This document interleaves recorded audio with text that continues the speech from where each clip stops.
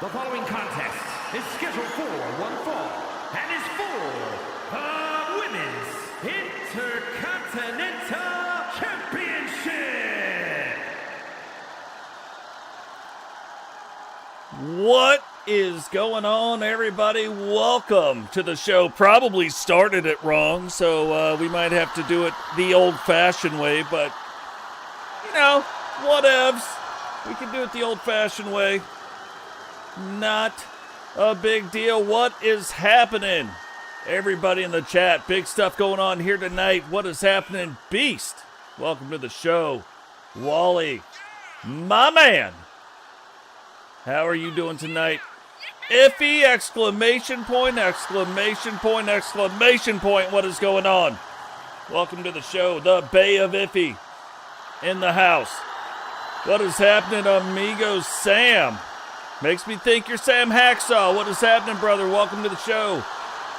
JW Caliber down in the chat doing his thing. Brand new Universal Hardcore Champion. Welcome to the show.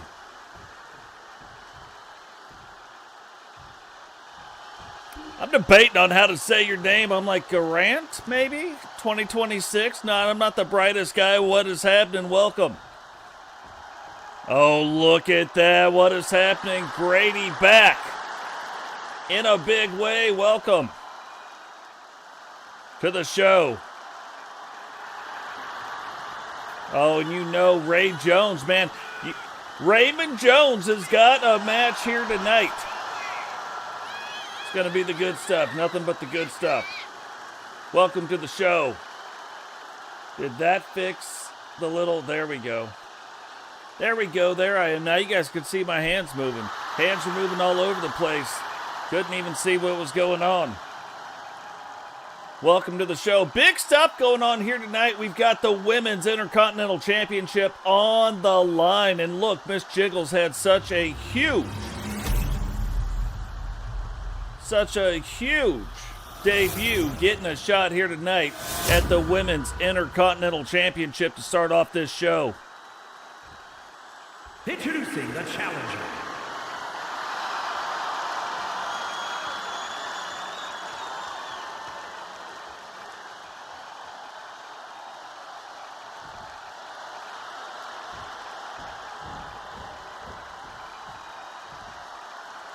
And her opponent from Chesapeake, Virginia, the Women's Intercontinental Champion, Rebecca Dawn.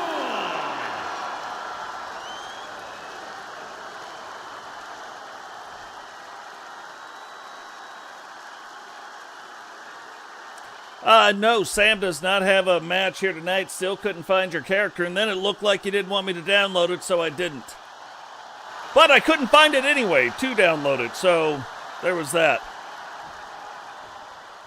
But if you want me to download it, let me know and upload it to Totes26. That is hashtag TOTES26. You guys want me to find your characters? That is how I am going to find them. Miss Jiggles getting off to a quick start. Rebecca, too. We started looking at what Rebecca has done recently and really trying to get back on track. Her and Ozzy might even be looking to possibly win some tag team gold. If you guys have been in the Discord, you have seen what is going on. If you guys have been in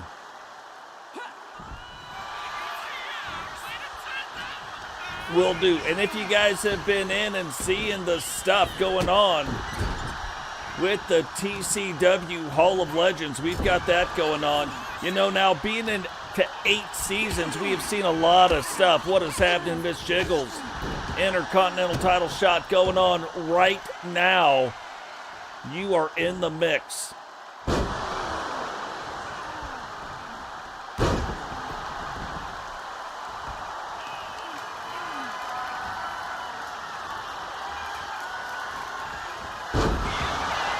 But Rebecca Dawn looking to get back end of form. Will that happen here tonight? But yeah, TCW Hall of Legends. The neat thing is, we'll call it a deed, right? An achievement can be inducted into the Hall. Your wrestler isn't necessarily inducted, but that deed is. You do 3 deeds, it's almost like sainthood, automatically gets you inducted into the Hall of Legends.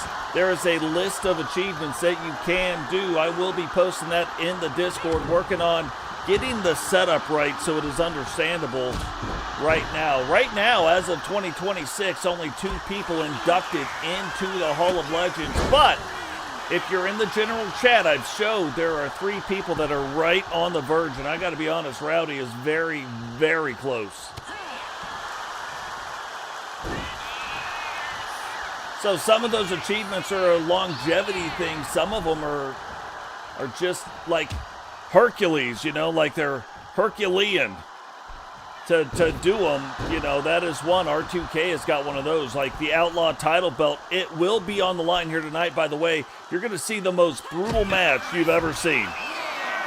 There is no way around it. This is the hardest title ever to win, and it's just a special series title. It's not even like a world championship, but the Outlaw title belt, so very hard to win.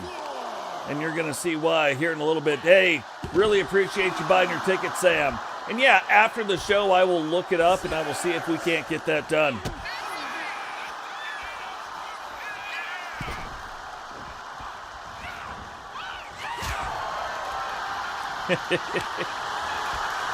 Yeah, always one of the fun ones. Like, look, I'm not saying don't believe in Bigfoot. I'm just saying, hey, it gets weird, you know, after a little while. What is going on, Matt? I do have your character, which you know, because I sent you your card for defending a title 10 times in a row. Look, only 3 wrestlers. It's only been done 4 times, and only 3 wrestlers have ever done that. Ozzy has defended it 13 times. Totes has defended 2 different title belts 11 straight times. Matt Storm defending a United States title belt 10 straight times.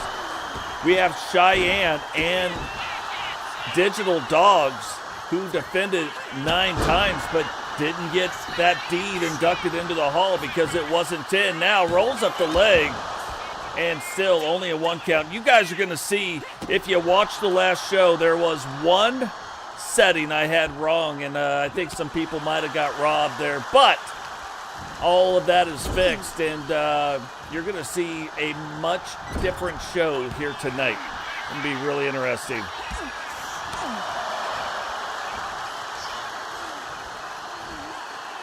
Well, it's hashtag Totes26, don't get me wrong, but make sure you join the Discord. Matter of fact, I still haven't fixed that. Let me, because this isn't your normal show. If you're used to being in a show that, oh, look at this, both ladies down. After that big move, you see Ozzy there trying to get her go. Oh, big finish right there for Jiggles. This could be it. And Rebecca finding a way to kick out, but we almost had a brand new Intercontinental Women's Champion. Yeah, so what you end up seeing is a lot of E-federations that are big into the wins and the losses. And I'm not saying it's not important, but really the most important thing here, presentation and the storylines that you end up getting involved in. So it's more about the story, more about the journey than straight wins and losses. And that is what makes TCW a lot different. And back and forth. Thought we might have had a title defense go on right there. Yeah, this is wrestling. Listen to these guys shouting.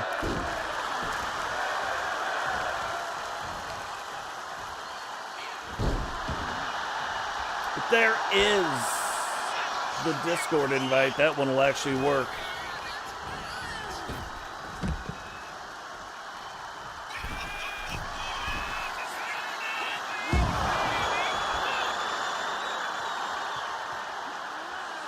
See, Effie all over it.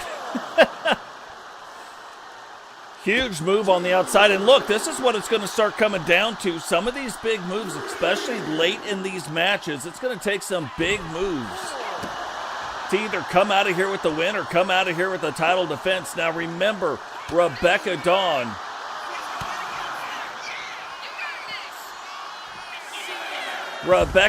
has the champion's advantage. Jiggles has got to get her back in this ring. Referee up to 8. And that's a champion move right there. Waiting on her. Got in first. Waiting on her. And this might be it. 1, 2. And Miss Jiggles still able to kick out. Now I can tell you what. You can definitely see the difference tonight over the last episode. Your sliders absolutely matter. So remember that. If you guys are at home, you guys are, doing stuff, you're downloading different things, your sliders 100% matter. 1,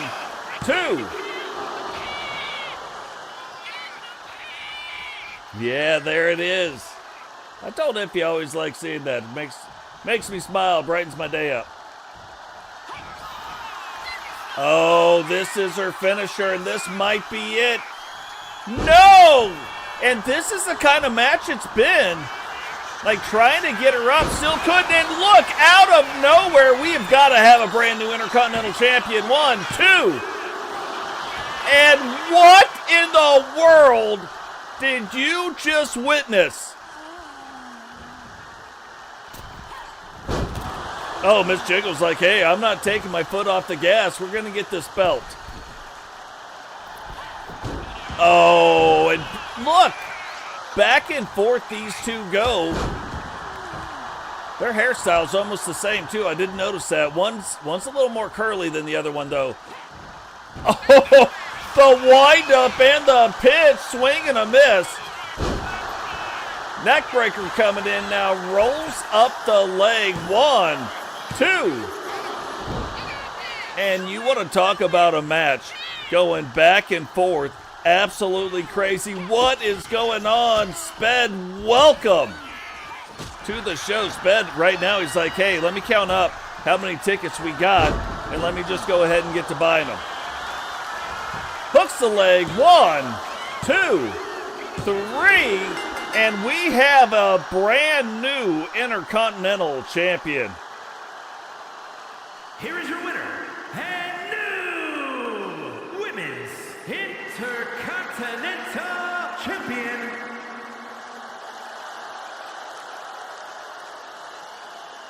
Guys, when you guys get in the chat and you guys start buying tickets and doing stuff, that all goes right back in.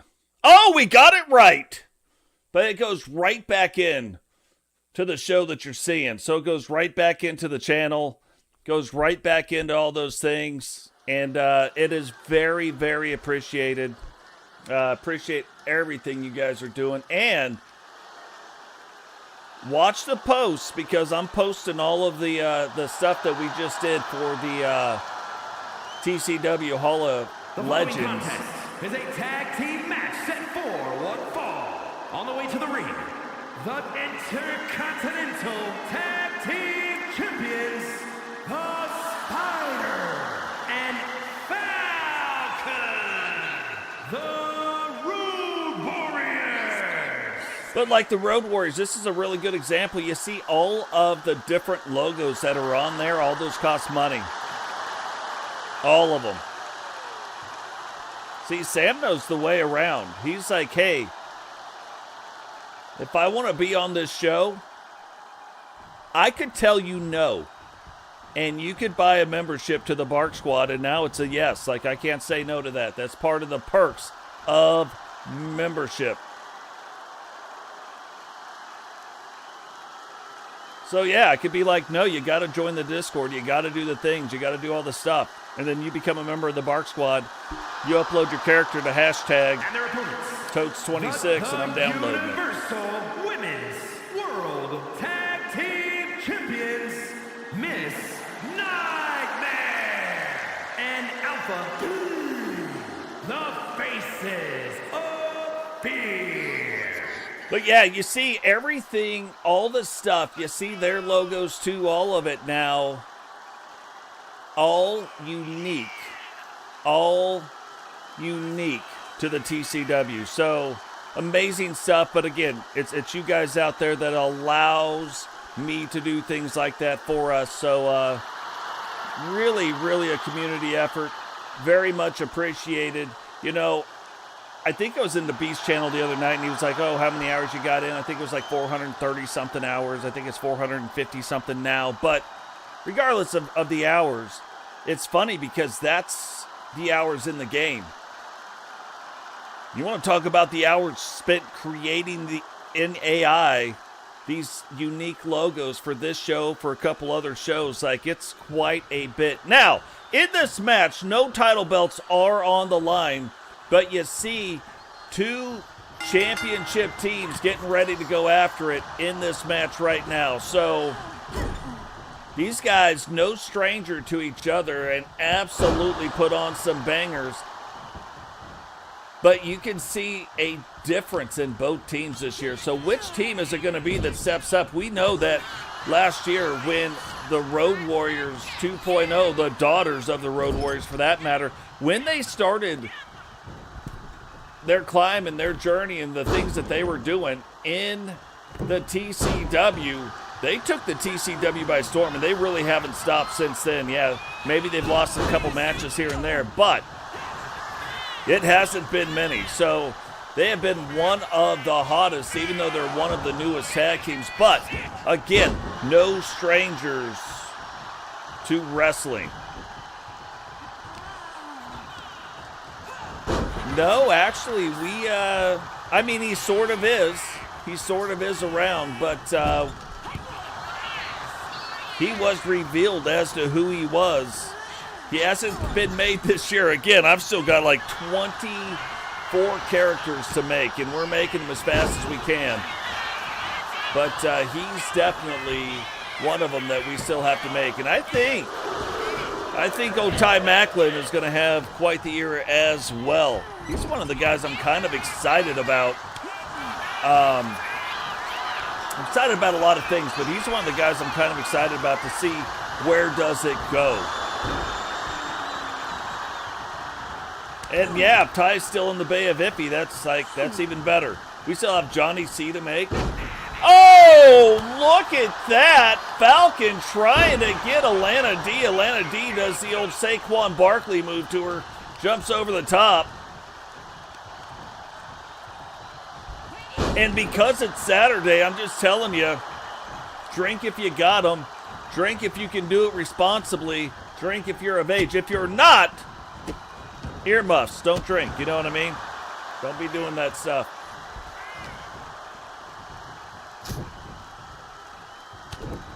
And it's crazy. I think we're about another 4 or 5 Bark Squad members away from being able to add even more emojis. You can see some of the emojis that are out there right now. Every time we hit about 10 more Bark Squad members, we can add another 5 emojis. So, and I keep my eye on it. Got to keep your eye on the prize. There's some really, really interesting things that are coming as well, guys. Some really interesting battles that are going to be coming down with the SSU. There's going to be Matt Storm in the next episode is going to debut here in Season 8. We did have word that Matt Storm has signed the contract. He is with the TWO looking to try to get inducted into the TCW Hall of Legends. So, one of only 3 wrestlers to ever defend any title belt 10 times. So, definitely has the skill set, definitely has the moves where he might be able to do that. So, trying to do that.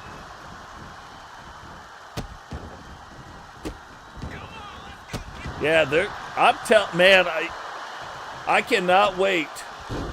Right now, Solo's trying to do the thing too, trying to get the SSU back up and running.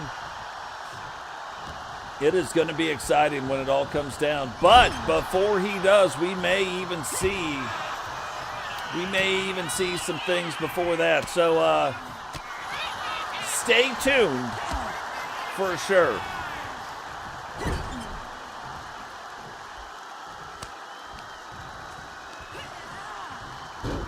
And you see these tag teams this year too, whether it's on the men's side, whether it's on the women's side, with a lot more personality, with a lot less generic double team moves. That's not by accident, that is by design. The tag team division really working hard. And you look at some of these people and some of the women in the tag team division. You're looking at Miss Nightmare right now in the center of the ring. She is a 3-time world champion, maybe even a 4-time by now. World champion, so absolutely next level stuff.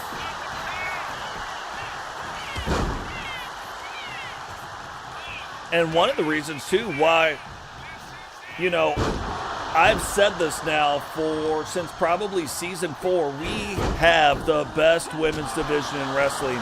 And that's even strengthened even more when you see Miss Jiggles coming in. She's like, hey, I want to test out the skill set against the best women in all of wrestling as a whole. That's not to say that there's not other phenomenal female wrestlers out there. No, there is. Absolutely 100%. But when you look at the roster top to bottom, how it is stacked in the TCW, I'm telling you, this is where you come to figure out where you stack up. And you see with Miss Jiggles coming in her second match, winning the Intercontinental title belt against Rebecca Dawn. And Rebecca Dawn has won a world championship as well. So it's not like, oh, these just easy pickings over here. The women are the only women, they're the only wrestlers to actually win 10 world titles. I mean, are you kidding me? And they've done it twice. The closest one, you've got Totes, I think, at 7, Rowdy at 5, Sentinel at 4. Like, just phenomenal wrestlers. So you want to see how you stack up? You're in the women's division. This is where you come to do that.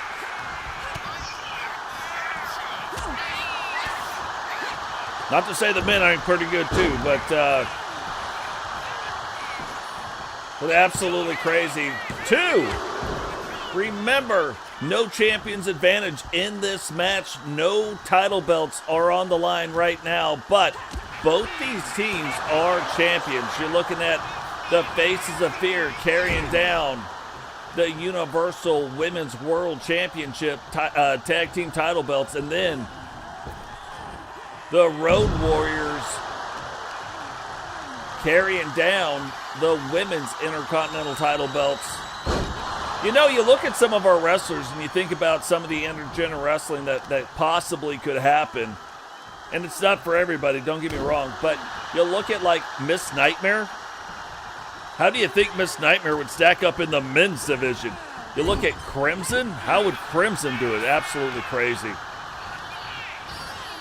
Yeah, I'm not kidding. I'd put our women's division up against anybody out there and bet my house. You know what I mean? That's how good our women's division is. Look at the state of this. Is she going to go for the pin? Oh, well, I thought she was going to back off, and so did Alana. Alana gets over there in time. And Miss Nightmare has got to find a way right now to get out of this match. Road Warriors absolutely on another level right here, and I don't think... Yeah, you see Spider going to town right now, and those women wrestle just like their dads wrestled. Trained by their dads, so it's not shocking.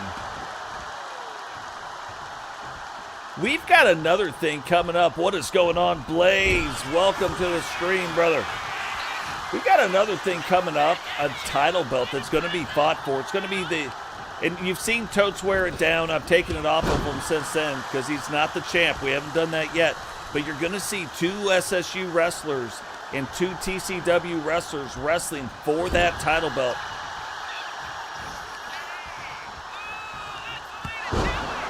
The undisputed world champion in the SSU and the TCW. And there's going to be a way that they fight for these title belts. A lot of people don't realize this, but if you wrestle inside the universe, inside of a show, if a wrestler has 2 matches, the damage, the blood, the bruising all carries over from the first match.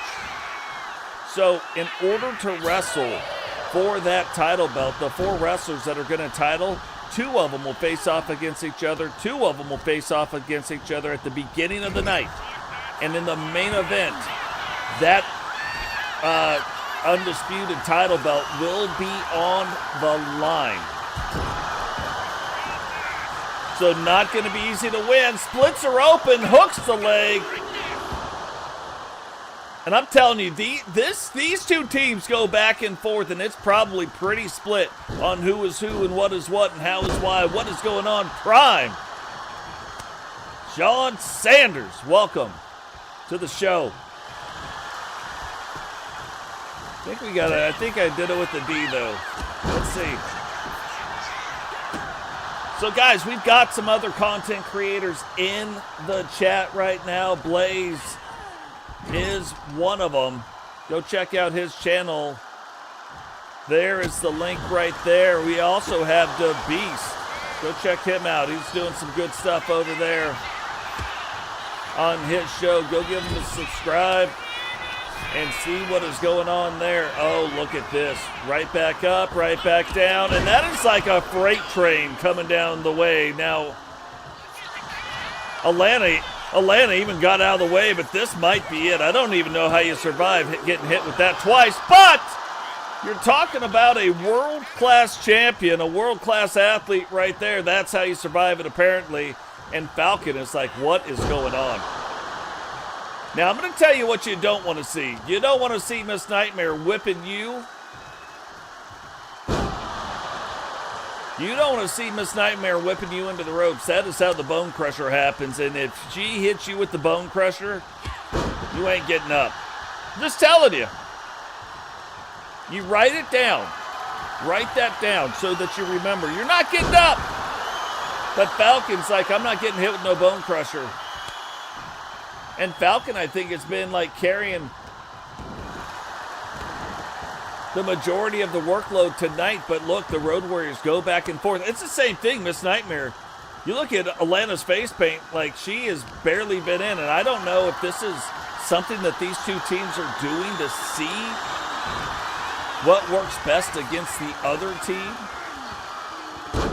Little strategy session going on. And look, right back in, right back out. So she's staying fresh. Atlanta D is staying fresh. Falcon and Miss Nightmare. Miss Nightmare doing a little oopsie-daisy. A little sneakity-deekity. But Falcon's not having it. Falcon kicks out pretty quick. But yeah, absolutely, guys. Go check out their channels. Big-time stuff going on. Both friends of the channel. The Beast wrestles in the SSU, so he is in this universe. You've seen him on this show a few times, and you will see him some more. And Blaze getting ready. He said he's getting ready to make his wrestler, so we'll start seeing Blaze back on TCW programming as well. I'm telling you, man, once you see those cards, the TCW Hall of Legends deed cards and the Hall of Legend induction cards, you're going to want to be like Frankie Two Fingers. I don't think they're going to induct me, but they should. You know what I mean?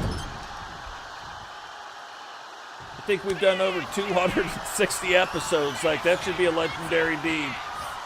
The Two Fingers should be in the Hall of Legends.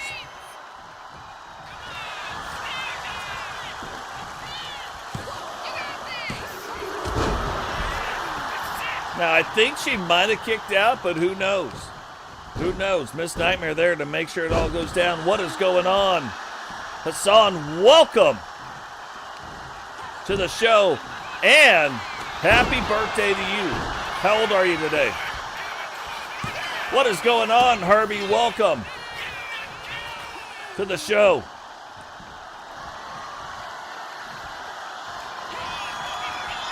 Oh, Rot Roast Ghettios. I was going to say, I don't care how fresh you are, you get your head banged on the back of your head like that, you might not be kicking out of anything, but then your name wouldn't be Spider. Spider's going to kick out of it regardless. She's not having it, you know what I mean? You think she's having it, but then she's like, I'm not going to have it, not today. And Spider's just fighting both faces of fear. She's like, hey, do what we got to do. Miss Nightmare trying to get involved. Spider not letting her get involved. And this is why maybe she is what she is. Maybe this is why they're trying to keep her fresh now. Okay, I was like, are we going to see it again? We're not, but we are going to see a little release suplex double team going on there.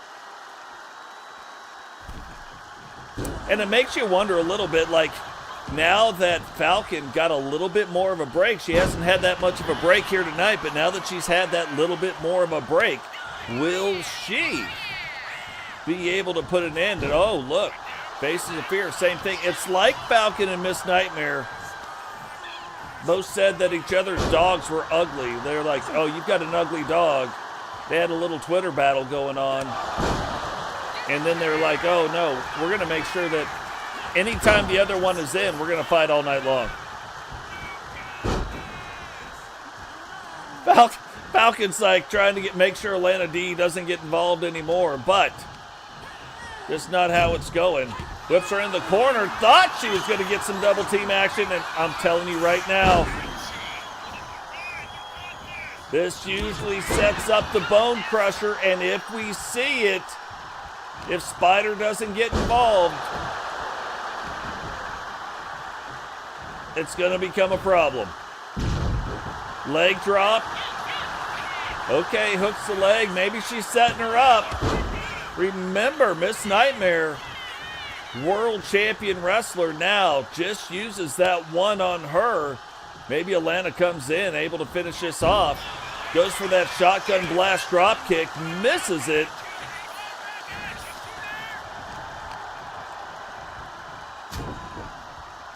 And this has been an absolute battle tonight. You know, Wally. Right! That is what I'm talking about. But you look at how these first two matches have gone, and I'm telling you, sliders matter. Algorithmic wrestling. The sliders matter. We had one slider that was wrong, and it threw off the whole night.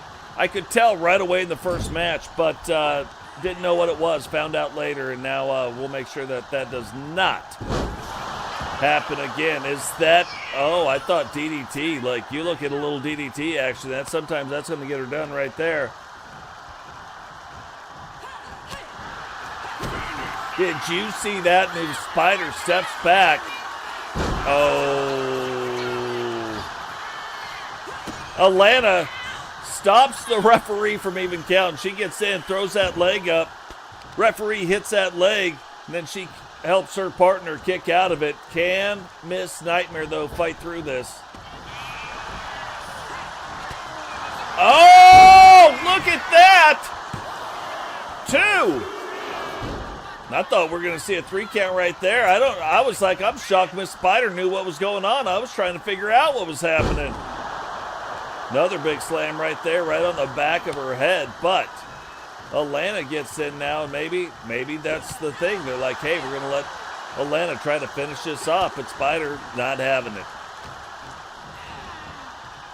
You even wrestle against somebody named Spider, like that has got to freak you out just a little bit. You know what I mean? You got to be looking at that and saying, I don't know if I like that. 8 legs, that's 16 elbows. Not having it.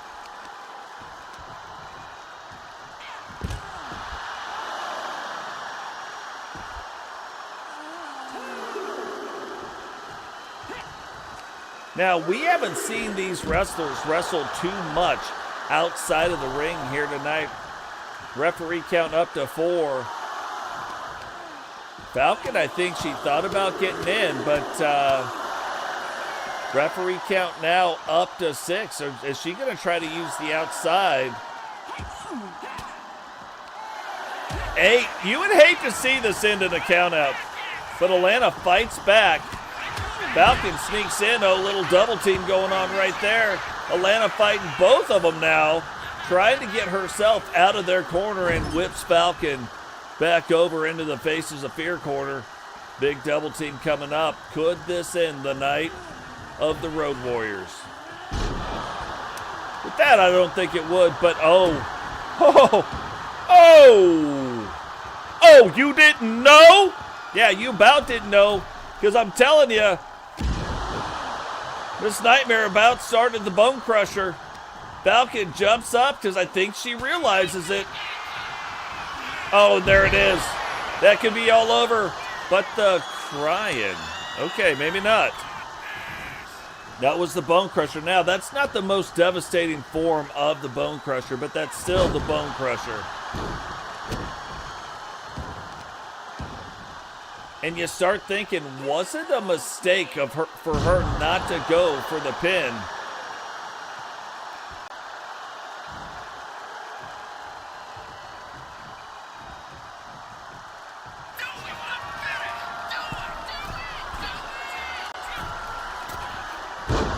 Oh, man, now hooks the leg.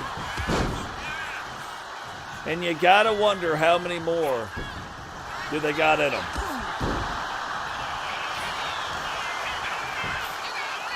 Yeah, dirty pin, Faces of Fear, you gotta expect it.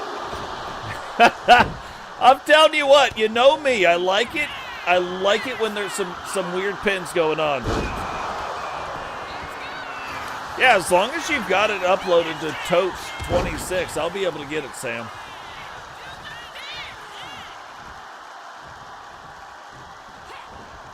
Oh, went for that huge slap right there. Thought she might have had that in her.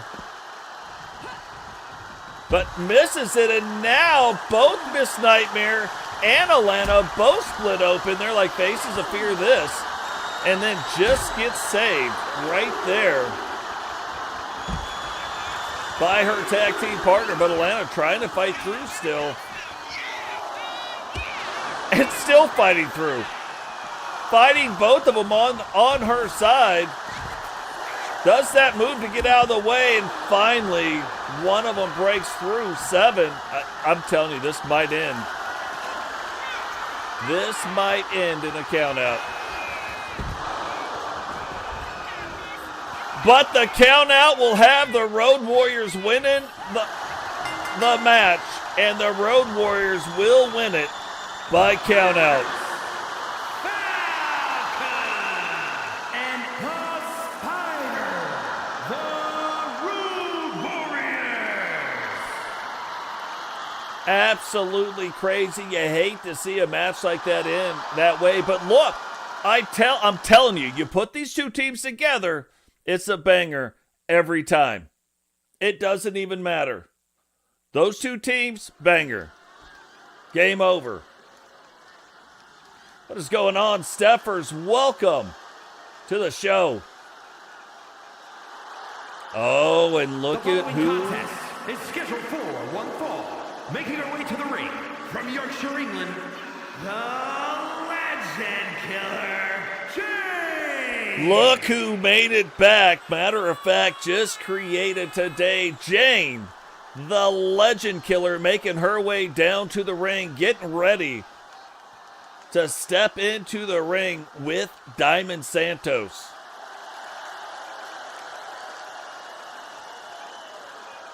All new look for Jane, all new look for Diamond Santos. Which one of these two women are going to come out on top? Now, Jane not called the Legend Killer for no reason.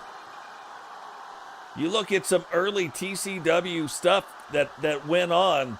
Jane was taking down the likes of Crimson. Like, you see obvious size difference, but she's taking down the likes of Crimson. She's taking down the likes of Miss Nightmare. She's doing all kinds of stuff, earning the name the Legend Killer.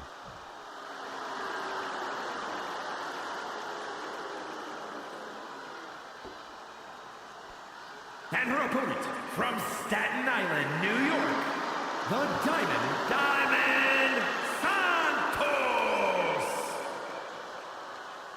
Diamond Santos kind of refining her look as well this year, making her way down to the ring. You know, she kind of took a step back, went through, picked up a wrestling coach, kind of changed her style, changed the way she wrestles, and now really going to try to build that following. We know that in the indie league, she had a following, and she was the leader of a faction, but not seeing the same success until kind of the last part.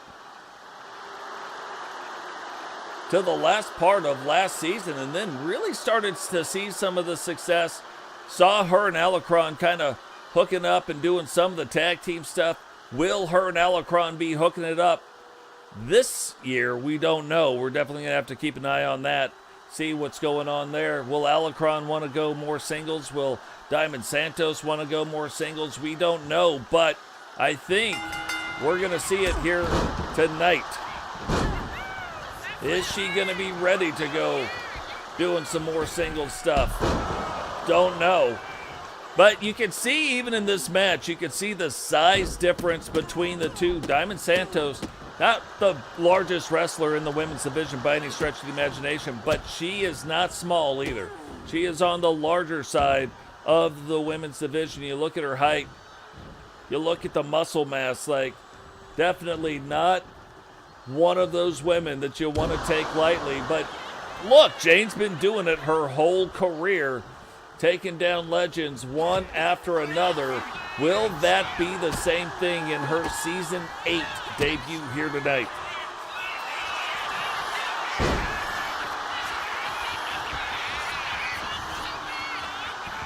Yeah, you know, that's something that you could definitely see a lot of these wrestlers like leaning into a little bit more, especially when you're looking at the big fight, the big feud between the SSU and the TCW. And oh my gosh, how did Diamond Santos get out of the way of that?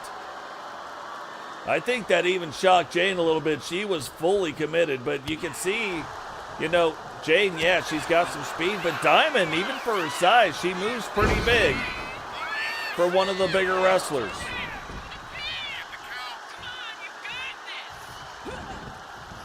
But Jane moves pretty well herself. So big swing and a miss right there. Strike one. And this is probably, you know, Jane's got kind of more of that high flying style of wrestling. Diamond Santos, more of that powerhouse striker style.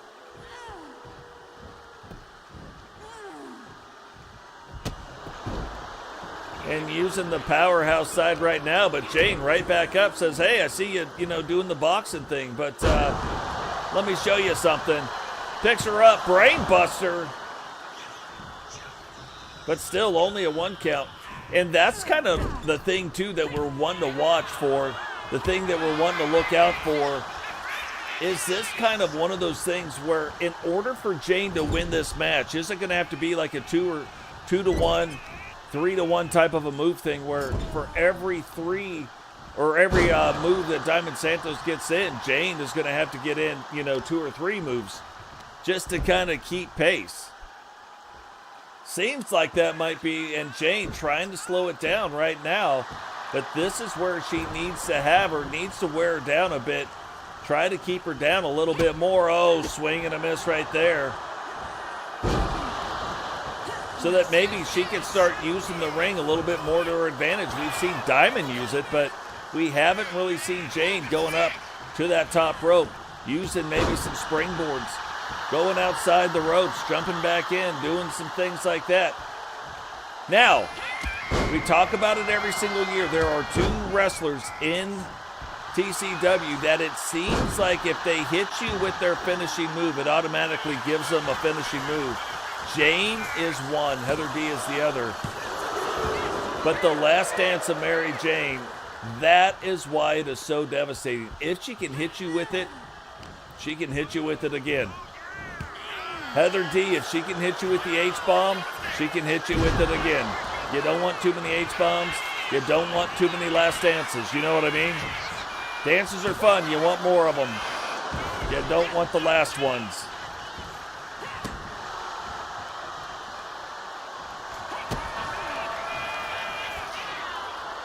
And this might be one of those things that is her finishing move, too.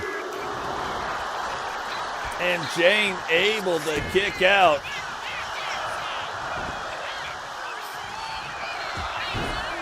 Yeah, we aren't worthy. Like, how did...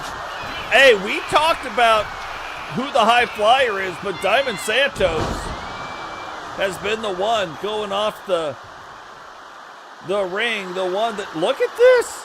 What is she doing? She's like, hey, I can wrestle in multiple different styles. Now, maybe not super flashy, but it's still, I think Diamond Santos trying to send a message to the legend killer. It was Jane. Yeah, Jane hit you. Yeah, Jane hit you with 5 finishers, and you still managed to get the win. That was one of those classic TCW matches right there. Yeah, look, typically you see somebody 1, 2, 3 tops. And Ep5 ate 5 last dances for Mary Jane. She was listening to the lyrics of the song. She was like, one more time to ease the pain. So she just kept going, one more time, one time.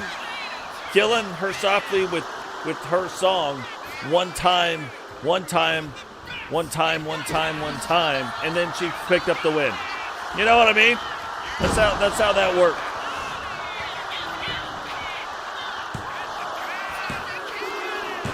And finally, Diamond Santos coming away with a big victory. Now, if you guys are here, the Diamond Santos. I said this is probably going to be a big year for Diamond Santos. She had a lot of momentum going out of last year, and now looks like she's carrying that same momentum into this year. But if you guys are around or you're watching this later and you're like, hey, maybe I should go do laundry. Hey, maybe I should go do some dishes. Hey, maybe I should go pour me a drink. You're wrong. What you need to do, sit your butt down right now, because you're about to see the most brutal match type in all of wrestling.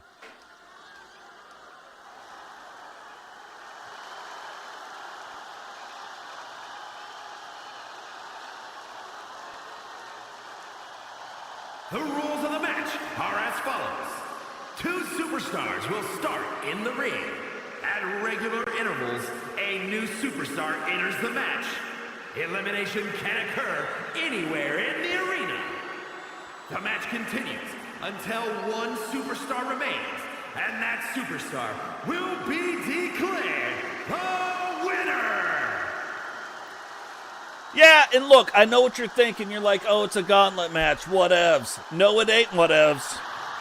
This isn't just any kind of gauntlet match. And representing the new foundation from overseas, weighing in at 305 pounds, the Undead Paul the Thug. This isn't just any kind of gauntlet match. This isn't no willy-nilly gauntlet match. This is an outlaw-style gauntlet match. Only 4 competitors can be in the ring at one time. The clock does not start. If there were 4 competitors in the ring and one gets eliminated, the clock doesn't start again until somebody gets eliminated. Now it's another 2 minutes to get somebody else in that ring. With no more than 4, the clock stops until somebody's eliminated. That's what makes this so brutal. If all 8 competitors were allowed just to come down, it'd be fine. Wouldn't be that big of a deal. But that is not what goes on. So even though... And from Queens, New York, weighing in at 259 pounds, Primetime Sean Sanders. So even though...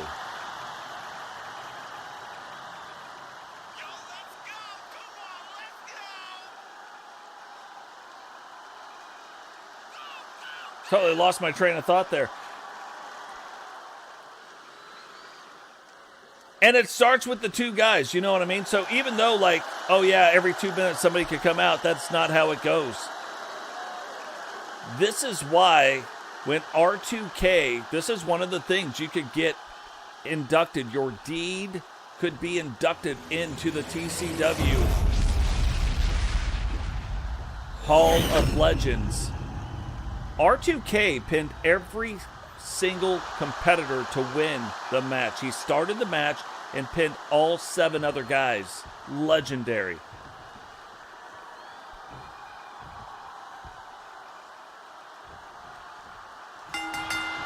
So now you got Paul the Thing making his Season 8 debut.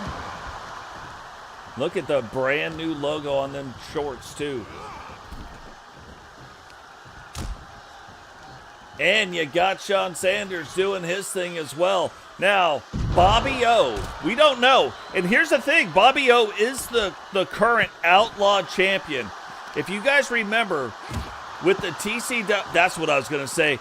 If you guys remember, TCW Special Series title belts, Outlaw titles are on the Outbreak show. Survival titles are on the Meltdown program. Even though these are Special Series titles, this is the hardest title I've ever seen to win. This match type, I'm telling you, people are going to bleed, and they're going to bleed a lot.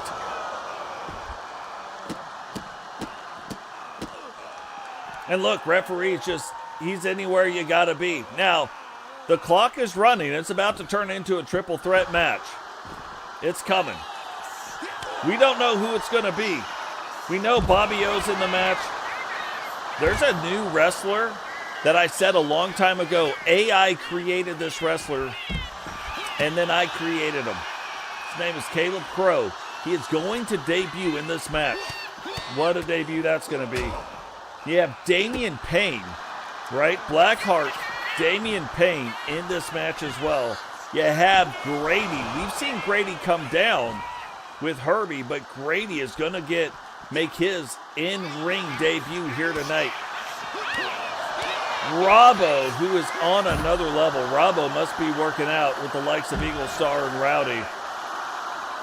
Looking a lot different. And Logan Windsor making his debut, in-ring debut. And here he is. We talked about him, and so he is. Caleb Crow, brand new TCW AI created wrestler. Look, he almost looks like the Stalker, but he is not. We already know Ty Macklin turned out to be the Stalker. Old Tiberius. Now Caleb Crow, kind of a lighter wrestler, high flyer type. He's going to have a very, very unique skill set and move set. Sean Sanders says he doesn't care what kind of moveset it is. Let him go ahead and get him some pins going on here. And look, they're playing, the somersault game. Paul the Thing says, hey, get out of here, Sean. I'm going to take on this new guy. Introduce him. And look at how fast he recovers. Caleb Crow on his feet now. Big-time indie wrestler, right? Was making his way around the indie circuits. Not exactly sure all the different places he was, but coming here to sign in the TCW. And I'm excited to see all these guys. I'm excited to see Paul making his debut here tonight. Remember, Paul, multi-time world champion. Oh, Sean, Sean is a different beast this year. Not waiting around, not wanting to do the thing. Paul, big slam right there. Caleb trying to get back to his feet, and that's probably going to be the thing Caleb's got to watch out for. Be interesting to see who else comes out. Look, these guys are like, who's going to come out? They're talking about it. Sean's like, hey, why are you holding me down here? Blackheart, Damian Payne. Another newcomer to the TCW as of Season 8. But getting a shot at winning one of the most brutal titles out there on the market. What is Caleb Crow doing? Oh! Takes them both down right into a pinning maneuver on Paul, and that's not a bad little way to go about it. Try to sneak it in there, you know what I mean? Damian Payne trying to take advantage of it too, and now he's like, hey, let me get my hands on this guy who's doing all the crazy stuff. And probably the best thing for Sean Sanders and Caleb Crow is if Damian Payne and Paul the Thing were to fight it out a little bit. But, they don't care. They're just like, hey, we'll fight whoever. We'll do whatever. We'll do it whenever. So, look, nobody else is coming down that ramp right now. This is the part, this little caveat in this match is what makes this match so brutal. One of these four have got to be eliminated either by pinfall or by submission. Pinfall, submission. Only way out of this match. Oh, Caleb going up the cherry tree, climbing it, and then trying to chop it down.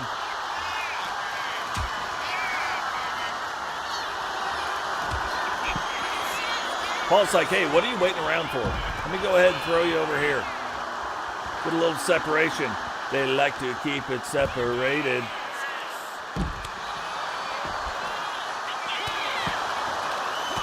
Hey, I'm telling you, I'm excited about Ty. Hopefully we get him made this weekend.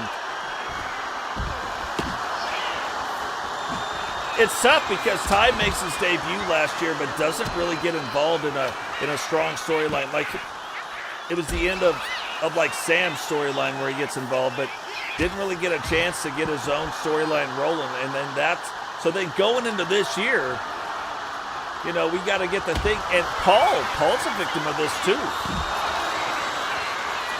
Paul, even though multi-time world champion wrestler, didn't really have. Oh man, I was like, wait a second, was that a 3 count? Damian Payne's like, hey, take it in. Take it all in. Huge clothesline there. And a huge chair shot there. He said, go ahead and take a seat. Caleb's getting all kinds of pumped up. Referee goes 2. And Sean Sanders kicking out in 2. Are you starting to see it now? I know people are like,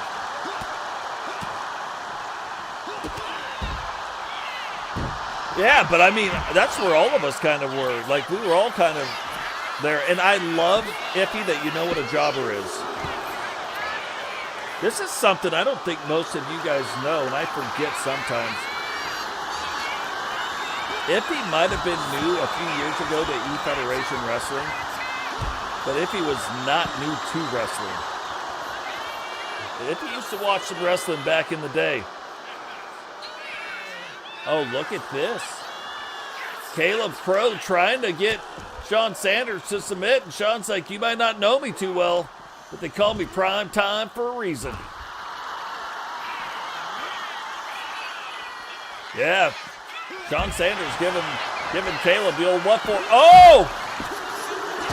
The referee ends up getting involved, kind of jacks up Sean, then jacks up Caleb a little bit, but Sean Sanders coming out on top of it, back in control of what's going on. Paul taking advantage of Blackheart. And you look at Paul and you're like, what is going on with that? You got to wonder, is that body paint? It doesn't seem like it.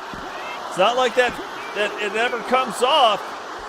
And I thought that was another 3 count. I was like, man, while I was over here jaw-jacking, things are going on. Huge boot. And I'm not sure how many big boots Sean Sanders could give to anybody, but he sure can give it to Caleb Crow.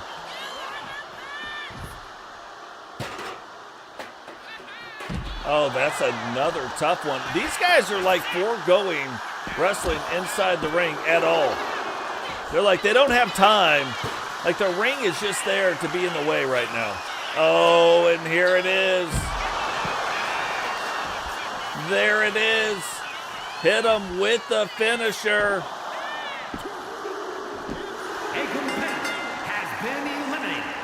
And the very first elimination of the night. Sean Sanders getting the pin on Caleb Crow.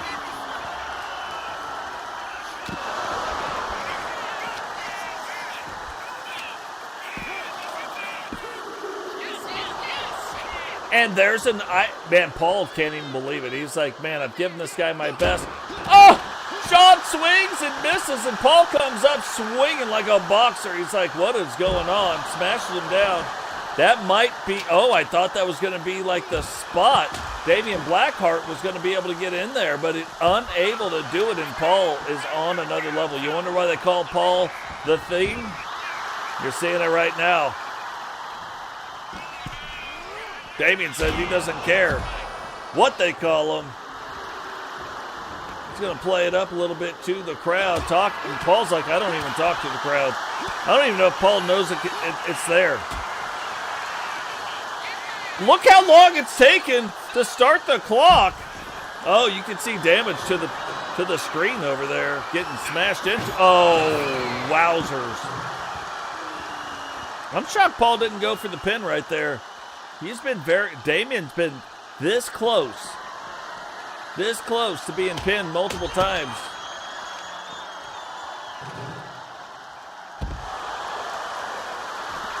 But maybe this is a strategy by Paul.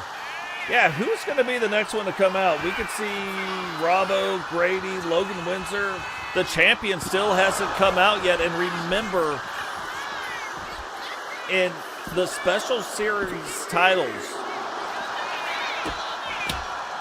it's all random. We don't know who's coming out. We don't know how they're coming out. We don't know when they're coming out, why the champion could come out first, they could come out last.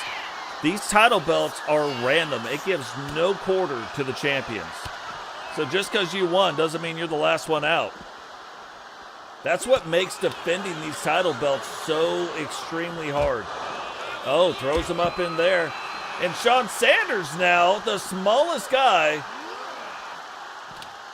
in the match right now,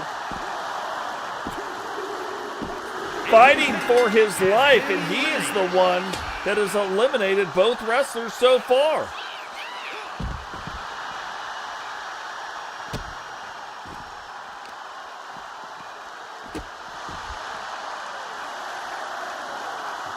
This is awesome. Well, in 7 seconds, we're going to get another wrestler coming down here to throw monkey wrenches into somebody's plans. And it is the champion, Bobby O, coming in at number 5. So, will Bobby O be able to defend his title belt or not? And look at this, brand new look for Bobby O, going with that All-American look this year. And we know that he graduated out of the school that Dragunov had, right? We know that. We started to see it pay off. Will we continue to see it pay off? Look, Sean Sanders smart. Stepping back. Biding his time. Doing the thing. He's like, hey, Bobby. Hey, hold up here, big guy. Let's be on the same team and let's get Paul the Thing out, maybe. Oh. He still didn't see him coming. Oh, but sets him up. He's like, no, I saw him coming. And Sean Sanders, still the smallest guy out there. Grady, Robbo, like that would be guys around his size. But Logan Windsor, another guy, not small, getting ready at some point to come back out into this match.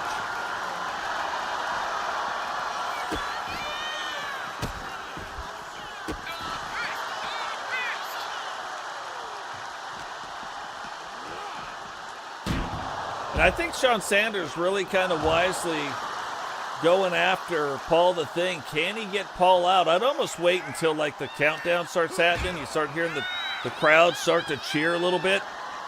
And then kind of, maybe try to take one of those guys out. I mean, because look at that. Oh, Paul, big slam right there.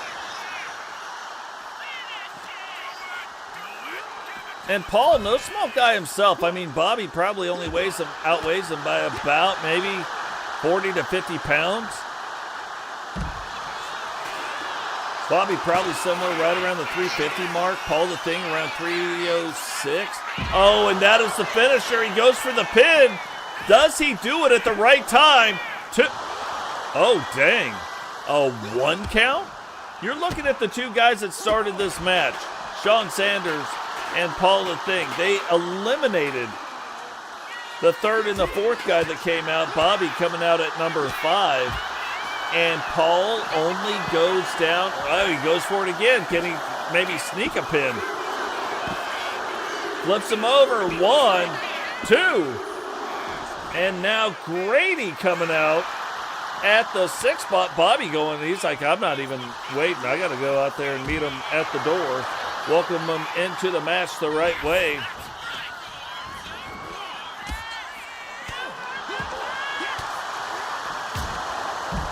Oh, and look, these guys, look at Grady. What?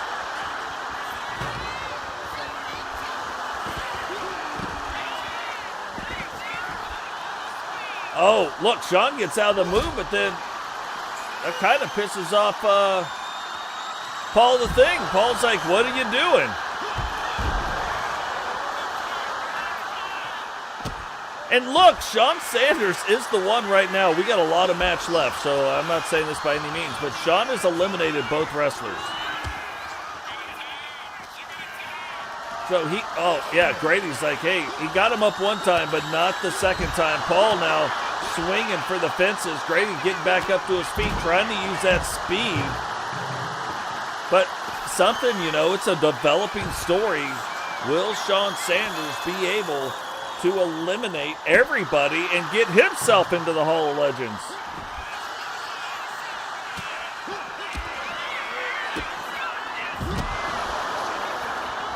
And Bobby trying to get some things turned around. 1. Oh, and for the first time in a long time, somebody gets in the ring. Not the rest. Oh, Bobby's like, hey, let me deliver a Grady to you. Paul's just like, hey, I'm only here to deliver some thumbtacks. Let me go ahead and put some thumbtacks in it. Sean getting out of the way, probably thankfully throws Bobby into that ring post, and that is not going to be helpful. Paul rebounds off of that side wall. Able to turn things around, and Bobby with the old chin buster throws him back up. And remember, we still got 2 people to come down, but they cannot enter until one of these 4 are out. One of these 4, they've got to get pinned. They got to do the thing. What is going on? Eagle Star, welcome to the show. Eagle's another one, man. If you guys like watching the division, go check out his channel. Give him a subscribe. He likes to play the division. We've got a dedicated division chat that he'll post his streams. And look, sometimes I play the division too. Sometimes I drink Jack. Sometimes I play the division. Like, who knows how the day's going to go. But I am on a diet, to be real. I do not put Coke in my Jack. Like, you know what I mean? Not a huge Jack fan unless it's the upper end stuff. But if I do drink Jack, I am on a diet. Like, we're not putting Coke in there. Too much sugar. And this is the match you kind of expected right here, where Paul and Bobby were going after it. But look, that just hasn't been how it's going. Oh, Grady's like, I'll just fight everybody. He's like, hey, you go over and get some of Bobby right now. Maybe Bobby gets some of you. Like, who knows how it's going to go. Grady getting some of everybody. And he keeps trying to throw Paul the... what? He saves Bobby, and just to prove no good deed goes unpunished, Bobby throws his head right into that ring post and damages the digital ring. Damages the digital ring post. These guys think that we've got an open checkbook, but that is what buying the tickets are for. That way we can repair the digital ring and go on from there.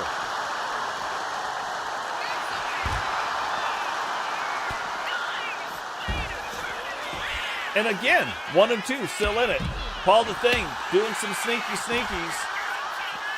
Pulls a sneak attack on Sean Sanders, hits him in the back of the head.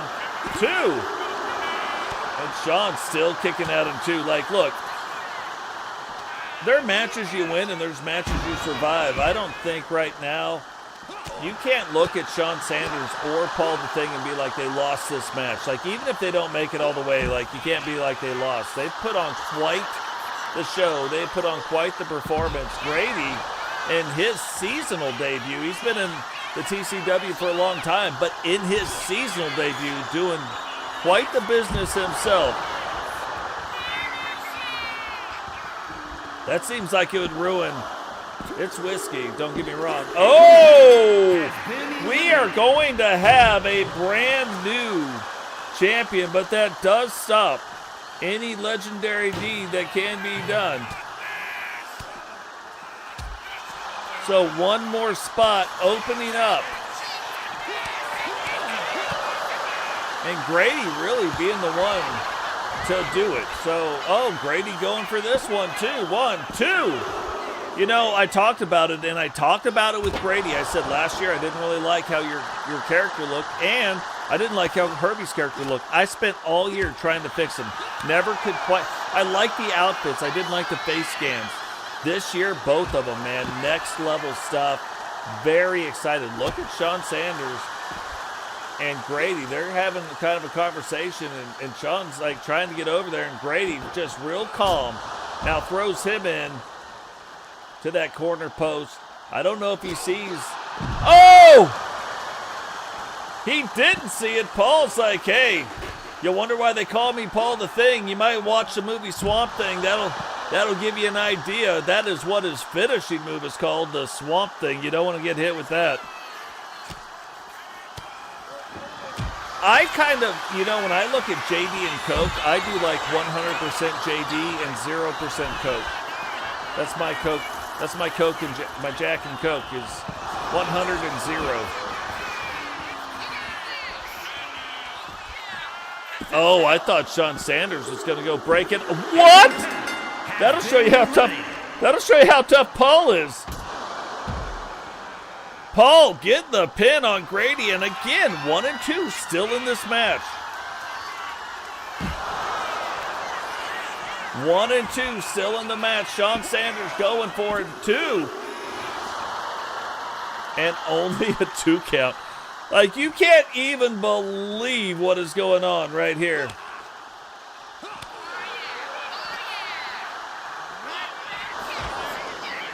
Yeah, that's how you do it. When I quit drinking, I stopped drinking soda. There's one kind of soda that I'll drink, and that is it. It's ginger ale. I don't even drink it a lot. Yeah, I definitely quit. I quit eating fast food, and I quit drinking soda a couple years ago.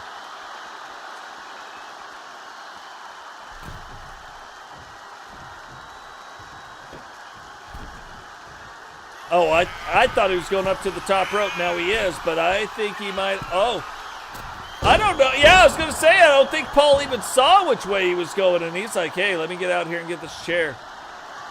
What a nice guy. Like, you look at what's going on. He's like, man, I think Paul needs to sit down, hits him with the chair, gives him the old what for it. Oh, I was going to say, yeah, he got, look at all the attacks in Paul's back right now. Bravo now making his way out, and here comes, is he going to do it? Oh, just misses the thumbtacks. And if you could even believe it, Sean Sanders from position number 2, which 1 and 2 pretty much the same, pins Paul. And now 3 remain. So in 2 minutes, we are going to see Logan Windsor come down, and either Logan Windsor, Sean Sanders, or Robbo will be your brand new Outlaw champion. And look, you got to be like, you think Robbo's in there right now, and he's got to be thinking, yeah, look, that camera panted back going, I can't even believe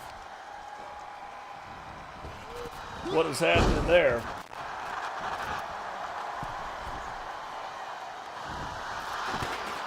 I don't even know what the camera's doing. The camera's very excited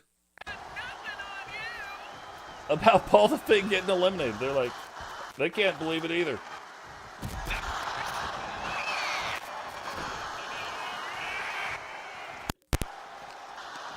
And I mean, they can't believe it to the point that they're like, hey, we're going to keep panning over to see what's going on over there. Will that change? We'll have to wait and see.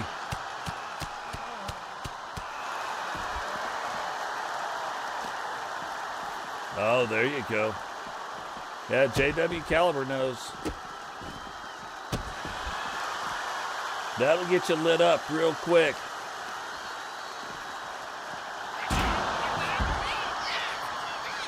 The zoomies, I love it. Love it. Now, will this fix the problem of it wanting to flash over to Paul the Thing? It's like it doesn't believe Paul got eliminated. Logan Windsor, though, as advertised, making his way down to the ring. And it kind of makes you wonder, are they fighting backstage? No, Logan is down. Logan is... Hopefully it won't. Now that we've got a lot more action going on right here, hopefully it won't keep panning back over to there. Oh, but it does. Highly annoying, but this match has been too good. We're not going to stop it. We can't stop it, even though the cameraman doesn't know what's going on. We can't do it.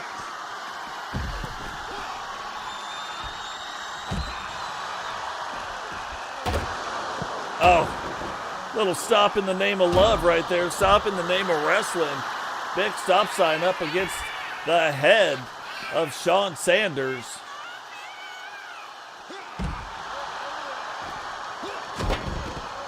Oh, look at Logan Windsor with a huge smashola right there.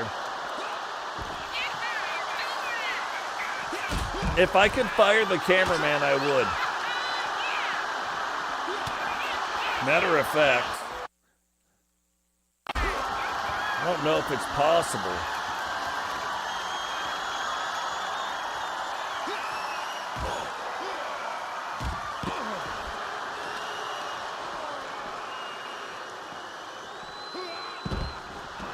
Don't know if it's possible. There we go. Maybe I did it.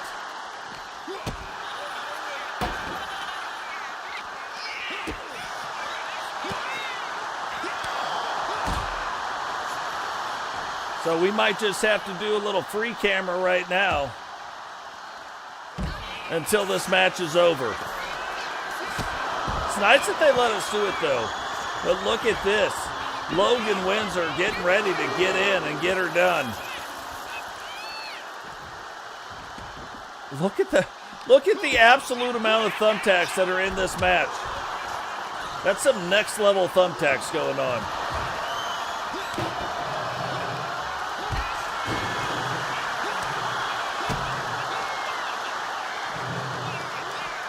Oh, it just missed the trash can. But Logan's like, hey, no you didn't.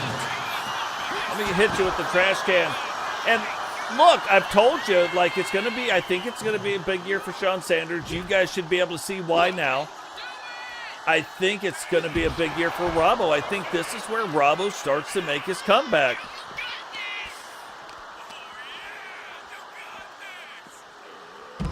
We're going to go up here. There we go. Let's see what's happening. And a big three right there. Robbo right now trying to be on another level. Sean Sanders wisely kind of sitting back and doing whatever. And I hope he sees this coming. I was going to say, if he didn't see that coming, it was about to be a bad day. Oh, and hits him again. With the finisher, 2. And Logan's like, look, bud, no rest for the weary. Let me go ahead and give you a quick slam. But Sean says, not today, Mr. Logan, not today. And right back on it, but right back into that post. And look, Logan, even though he's a big guy, trying to do the sneakies. You had Iffy over there doing the zoomies, and you've got Logan trying to do the sneakies with, he just passed them out. Oh, yeah, put him right on top. He's like, look, you're done. I hit you with the stairs. You are done. It's all over but the crying.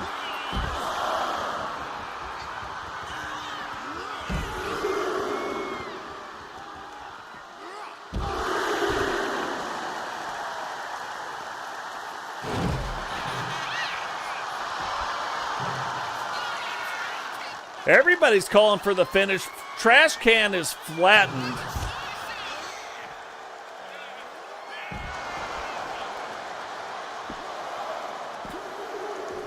And finally, unbelievably, look, even as the commentator, I got to tell you, you start pulling for Sean Sanders. You know what I mean? Sean bleeding all over the place like he has left his DNA on this match without a doubt. But finally, Logan pinned Sean Sanders, and either Robbo or Logan will be your brand new Outlaw champion.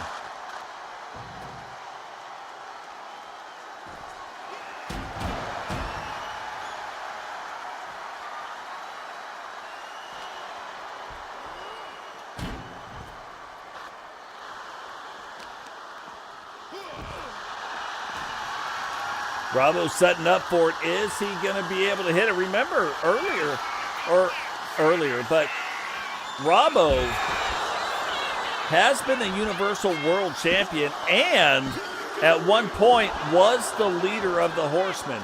Long story on that, but lots of fun things to see.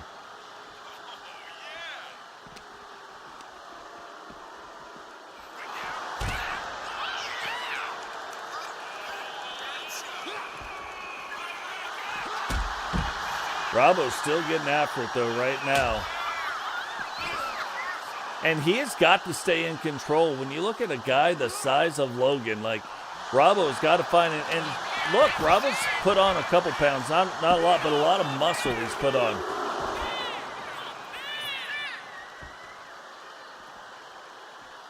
And I'll tell you the other thing, too. You guys have got to be worried about Sean Sanders. You saw what Sean Sanders just did compared to everybody else. Sean Sanders gave out a lot of beatings. He took a lot of beatings, and he still... It took 4 large guys to get Sean Sanders out. Robbo's setting up for it, trying to get that title belt back around his waist. Can he do it? He's got him up, back down, and no way he kicks out of this. Well, I say no way, and then what does he immediately do? He kicks out.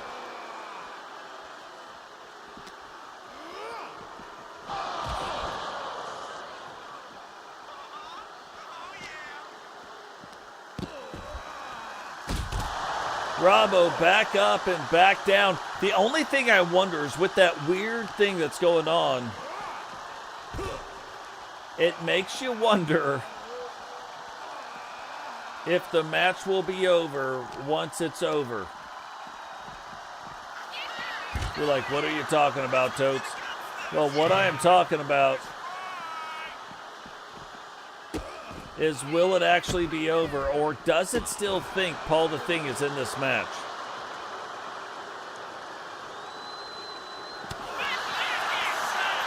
A lot of carnage going on, though, in this match.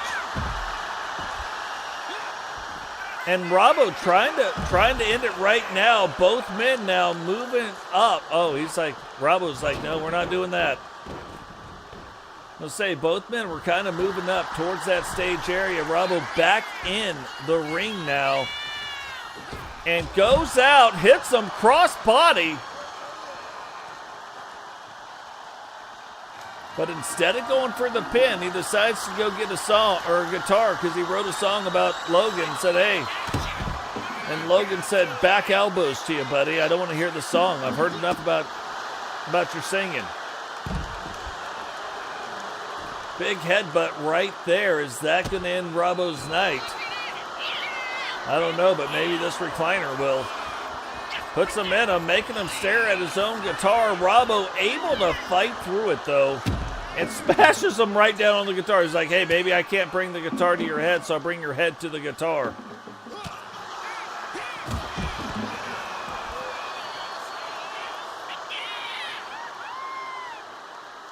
Eagle Star and Rowdy going to have a shot here tonight at the Intercontinental Tag Team title belts. Recently losing the Universal titles, but getting a shot the other way and puts them right back on that guitar, and that guitar doesn't break this time.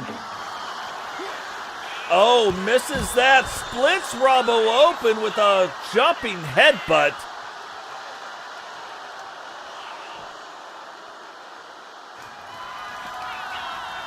Is this going to be it? This is Robbo's finisher. Again, that is 3 times. I don't know how you kick out of 2 of them, but how do you kick out of 3 of them? The answer is you don't. Robbo becomes the next Outlaw champion. Here is your winner, and new champion, Rob O. I'm telling you, it is going to be a big year for Robbo, and it starts right now with this championship belt now being put around his waist. Yeah, it's a special series title belt, but you could see why. I told you this is the most brutal match going on in wrestling today. He comes away your brand new TCW Special Series Outlaw champion. What's going on, Damian? Welcome to the show.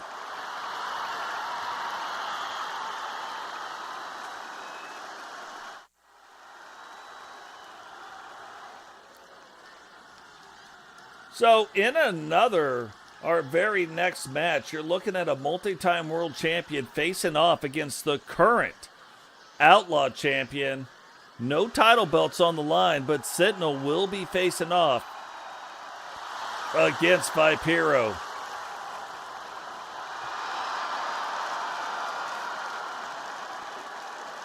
The following is scheduled for one fall, making his way to the ring, representing the New Foundation from Virginia Beach, Virginia, weighing in at 308 pounds, Sinister Trout! I don't think Sentinel has made his debut yet this year either, so lots of people making their seasonal debuts here tonight. One guy actually making a debut in the TCW tonight. And we're going to have a lot of also interesting matches where we may see some wrestlers we have never seen before from SSU on our very next episode. Yeah, not going to want to miss that either. There will be a guy that you've seen in the chat talking big smack to the TCW, getting a shot. Not at a title, because, again, can't fight for the titles, but getting a shot at wrestling maybe one of you. So, big stuff. Not going to want to miss it, but I think this is Sentinel's debut match here tonight.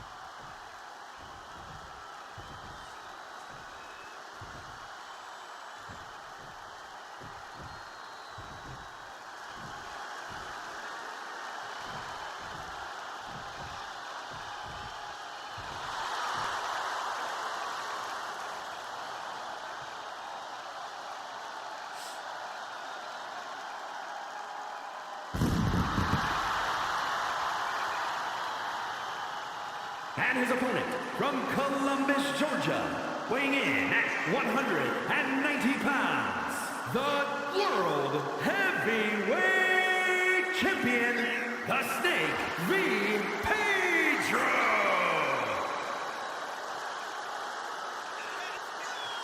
Vipiro now the current TCW Outbreak champion, making his way down to the ring, facing off against a former two-time world champion. Again, title belt not on the line, but still, it's kind of a big deal. Like, you're going up, you want to be the best.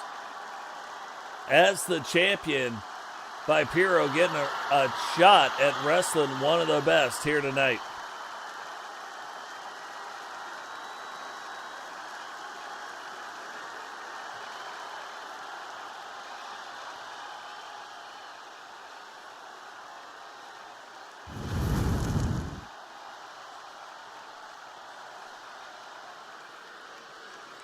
So, again, obvious size difference, but it has not stopped Vipiro from wrestling anybody. There's typically... Oh! Look at this. Telling them, hey, let's just get this thing started. Everybody's worried about the size difference thing. Let's just go after it. But you're looking at a guy who's a little over 200 pounds versus a guy who's a little over 300 pounds. I mean, you're probably giving up anywhere from 80 to 100 pounds in this match. Yeah, roughly the same height, but definitely not the same size.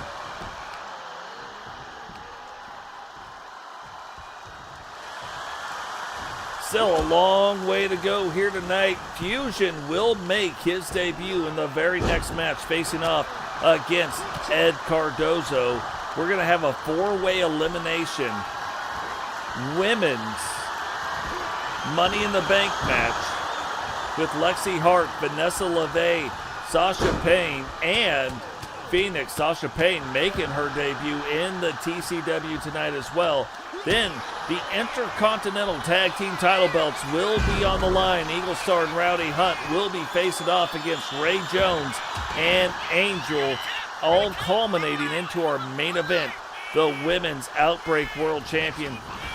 Bobby Hart will be facing off against Sky Scott. Now, you look at the reason why Vipiro can hang with these larger wrestlers, and you're seeing it right now. Vipiro absolutely using the entire ring, and it starts to throw you off a little bit. You think you're looking over here, and you're doing the thing over here, and you're like, oh, I see this hand moving. Next thing you know, this one's the one smacking you. You're like, hey, where'd that hand come from? That's how fast Vipiro is. He's like a snake. He's like a viper. You got to watch out for him. And then recently changing up his finishing moves. Now, it paid off in his very first title defense. Will it continue to pay off? Hey, we'll see you tomorrow, Sam. Have a good night.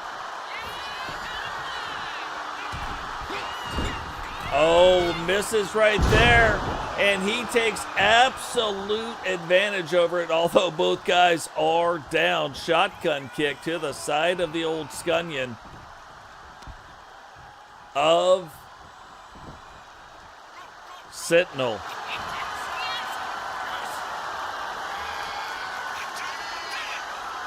Oh, look at this. Putting a little submission hold. Referee getting right down in there, though, saying, hey, let me see what's going on down here. Now, here's the thing. So far, been very one-sided. Vipiro in charge. I mean, you see why he is the world champion, but it will not take long for Sentinel to get things rolling. So Vipiro has got to stay in control of the match. You start taking one or two or maybe even three shots, Sentinel will end your night. Don't care who you are. Right there. Look at the state of that. Oh, you're like, hey, let me get some of this. And then Sentinel's like, let me put you on your back and flatten you. And that's what I'm talking about. Like right there, does the thing. Absolute power wrestler. And Vipiro has got to stay out of the clutches. So good move right there by Vipiro. Sentinel was getting ready to roll. And now Vipiro trying to put an end to his night. Clap on, clap off. The ear clapper. Now gets him in a finishing move trying to make him submit, but probably too early for that. I probably would have went, like for that head move if, and this is for Chillivox kids, if you know what I mean. If, you know what I'm saying. Love it. Shout out to Chili's kids. And right there, like a Viper, all of a sudden you see what Vipero was trying to do. Sentinel able to get out of the way and kind of do a little sneakity-deekity. And comes away with the win. Sentinel tries to sneak Vipero, and Vipero, just like the snake that he is, instant sneak back and gets the pin on Sentinel.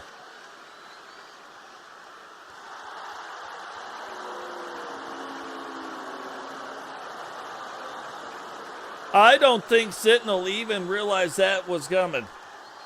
I think Sentinel was like, okay, let me just do a little sneaky action, see if it... And then when it got flipped back around, he was like, what? What just happened? Well, now you see. That's why you can't take your eyes off the snake.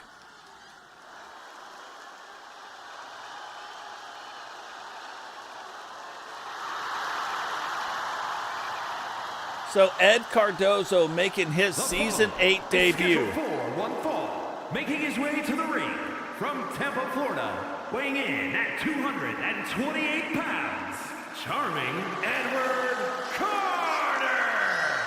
And then you're going to have Fusion making his TCW debut. Yeah, cue that up, because I wasn't ready for it. I wasn't even counting. I was like, oh, yeah, whatever with the whatevers. A little back and forth, but no. So, yeah, if you wonder why, look at the ring. Look at that. You can still see the damage. This is what I love.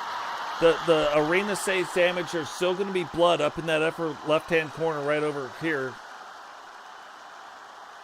And the ring stays damaged. Like, if there's damage done, the damage stays.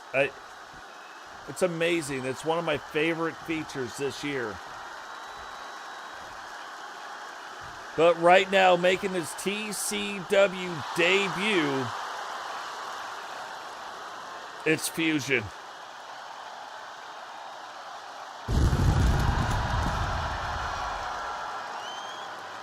And his opponent from London, England, weighing in at 280 pounds. And not just any Fusion. It's a toatsified Fusion. Still using his same idea, though.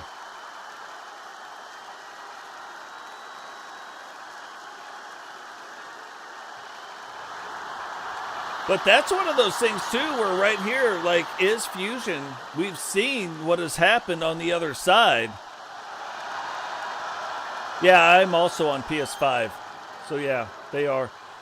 You want to look under hashtag totes. That's hashtag TOTES26. 26. Hashtag totes 26.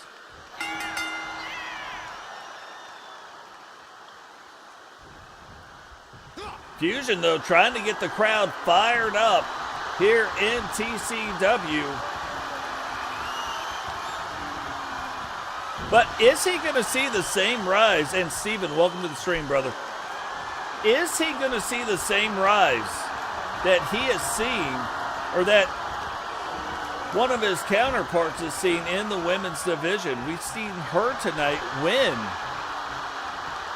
the women's intercontinental title belt. She had such a good debut. Management in the back was like, hey, we got to get her booked into one of these mid-card titles. She comes out and beats a world champion. Now, not for the world championship, but Rebecca Dawn, a world champion, ends up getting the win over her. So, a lot of success early on here in the TCW for Miss Jiggles. Will Fusion be seeing the same kind of success? Or will it be a little bit tougher road to hoe? I'm telling you, most people that get into the TCW don't see success early on like that. It takes a little bit. You know, we're looking at Iffy in the chat. You know, her character, I think, lost maybe the first 8 matches she was in. Got some things tweaked, and the next thing you know, she, too, is winning world championships. So there's different ways to go about it. There's different ways to do things. There's different ways to make it. Which path does your wrestler end up taking? That's a thing, and that's what makes this so much fun. We don't know. It is algorithmic wrestling, and we are already seeing tonight a much, much better show. But look, you can see the blood right down there. Sean Sanders leaving his mark on the ring, and that is sticking around for the rest of the night.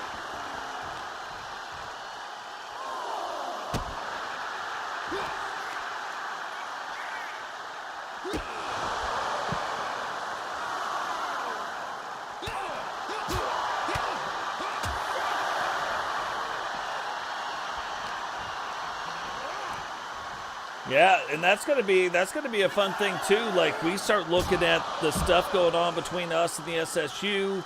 We start looking at the rise of the TWO. Do they stay at 5 wrestlers? Do they start recruiting wrestlers into the TWO? Do they get too big? Do they stay elite? Like, we don't know. We saw what happened. You go all the way back 20-something years. We saw what happened with the NWO. Went the wrong way. TWO trying to do what they couldn't do. So which way does that go? Yeah, hey, look, Totes lost a lot of debut matches. Matter of fact, in the LTD, Totes lost to Brooklyn Jokers. But it's about, you know, Miley Cyrus said at one time, it's about the climb. Now, Ed Cardozo, one of the cruiserweights in the TCW, and really saw some big success early on in his career.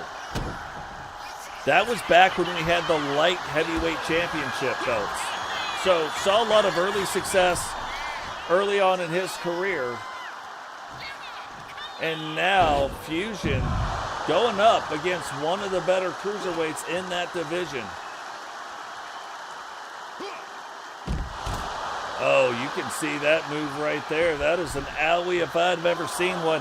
While we got a minute, I don't say this a lot, but drop the likes on the video. It really helps. Subscribe if you're new and you like what you're seeing. If you don't like what you're seeing, don't subscribe. It's not helpful. But if you like what you're seeing, subscribe to the channel. Join the Discord. If you realize that the Discord link isn't working, just let somebody know. And one of the moderators in the chat will post a fresh Discord link. And if I can remember, I will fix that later. I keep talking about it, then I keep forgetting about it. So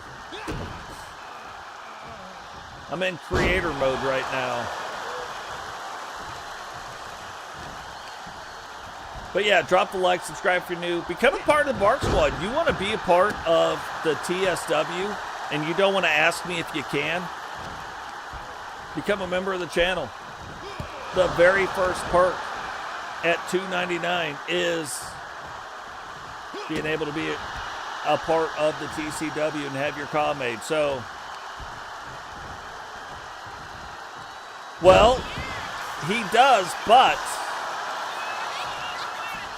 all those things are still on his shirt when he first comes out. So instead of the body paint, it is they're on his shirt. You got to look different, you know what I mean? But I wanted to keep the same color scheme because it absolutely matches.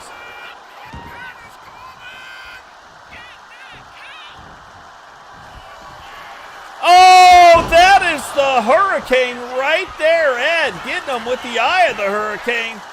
1, 2. And Fusion finding a way to kick out in 2. Ed's like, I can't even believe it. Yeah, let's listen to the fans. They want these guys fighting forever. And you got some really cool glasses too, by the way, coming in. Woo. Good. What is going on, Sasha Payne? Welcome to the show. And Sasha will make her TCW debut here tonight as well. Matter of fact, that is in the very next match. I know. The TCW will never be the same.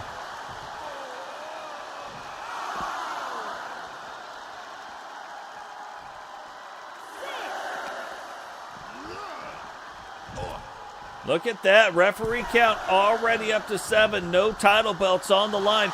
And look, Frankie Two Fingers, I'll tell you, at any time, a win is a win is a win is a win. You know what I mean?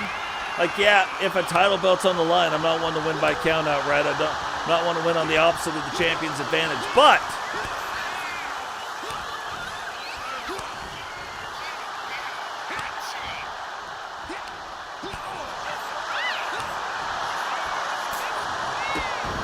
it is a win. You know what I mean?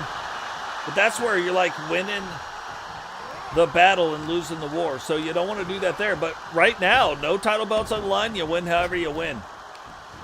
Oh, Fusion says, hey, I know they call you Charming Ed Cardozo, but let me give you a little headbutt. Skadios. And look, this is why Ed ends up being so successful, because out of nowhere, he can hit you with the finisher. Oh! You saw it! Fusion reached up and grabbed the rope, but even though you saw it, guess who didn't see it? Here is your winner, the referee. Ed Cardozo winning by pin, but Fusion absolutely getting gypped right there. So you know you're going to see these guys wrestling again some point down the line. Referee missing the rope grab.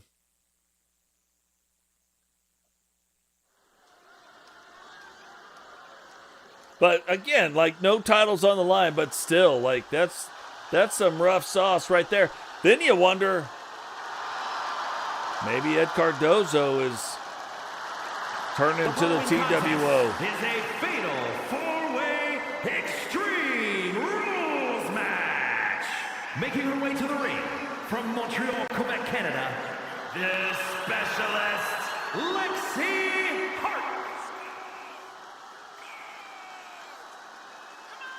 Yeah, look, end of the day, like, referee, and you can see, like, the position she was in. Couldn't see the rope grab. Not costing anybody a title belt, though, or a title defense, or a title shot, but still, at the end of the day, Fusion absolutely robbed.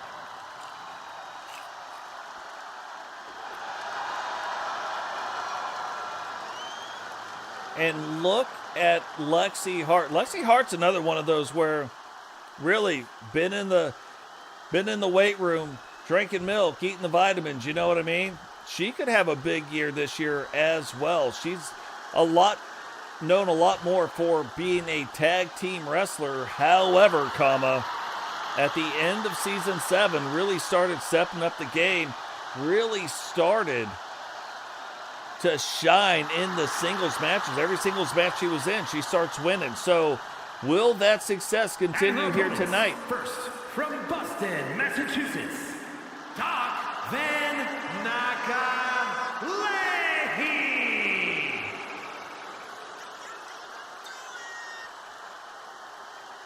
The women's Money in the Bank briefcase on the line. And the neat thing about the Money in the Bank briefcase here in the TCW, that can be used for any title, whether it's the world title or the intercontinental title, can be used for either one. So just depends on where they want to use it, depends on how they want to use it. But Vanessa LeVay, another one, saw a lot of early success, like in the TCW, and then it fell off a little bit. And then at the end of season 7, all of a sudden you start seeing a lot of success again. So getting a shot at the title like these aren't, like, the matches aren't an accident. Don't ever think where you saw a match card and you're like, oh, that must be a mistake. Very parts unknown, Very storyline driven. The match card's never a mistake.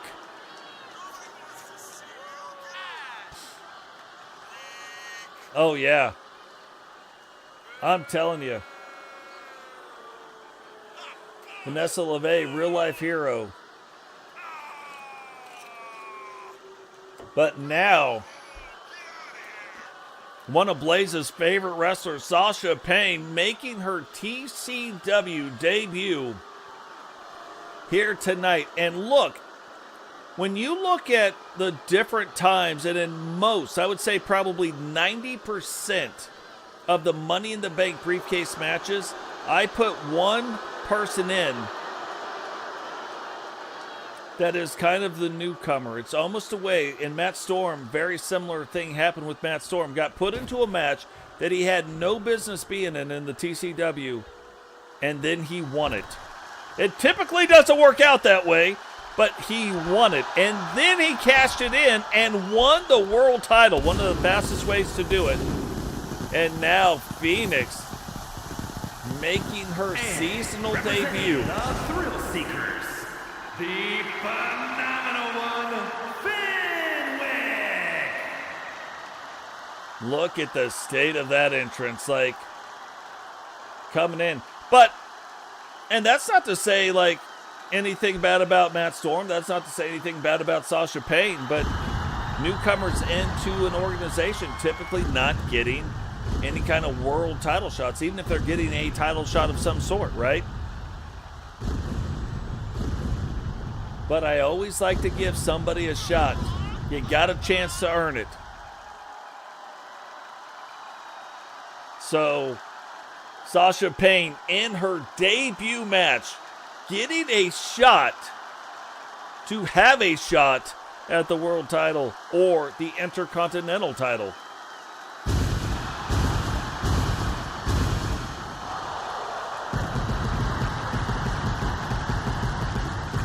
But you look at the other women involved in this match. You look at Alexi Hart, again, up-and-comer. You look at Vanessa LeVay. She's already won the mid-tier titles.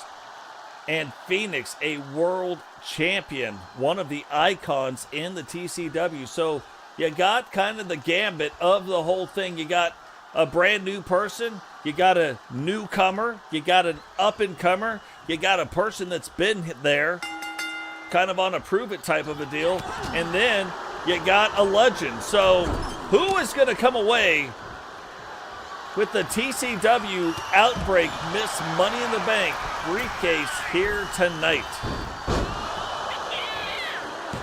Referee already down. Like, I don't even know what we pay these referees to do, but look, already sleeping on the job, just taking a little nappy. Not even like he's like, look, I see how it started, but I'm just gonna push me around. Call me Red Shoes. I'm not gonna count anything out. We're not gonna tap anybody out for a while.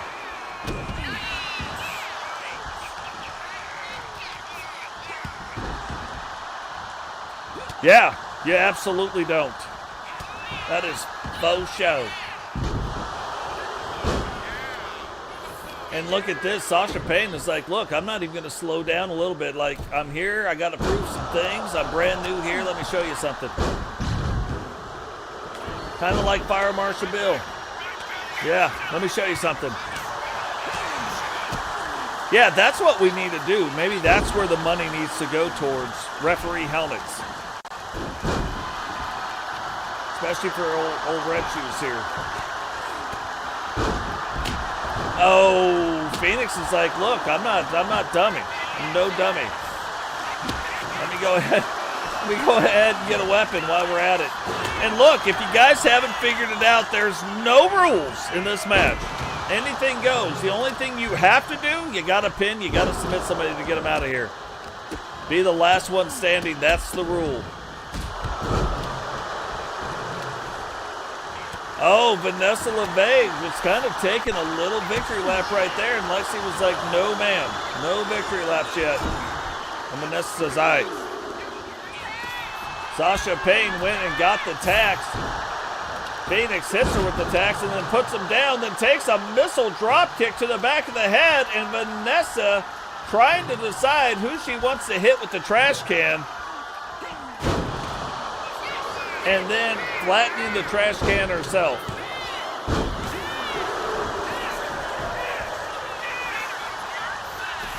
Trash can's getting flattened. Oh, get you a bag of tacks. And that was kind of a double whammy right there. You might not have thought, but she did connect with that. So Lexi Hart kind of taking the brunt from all of it.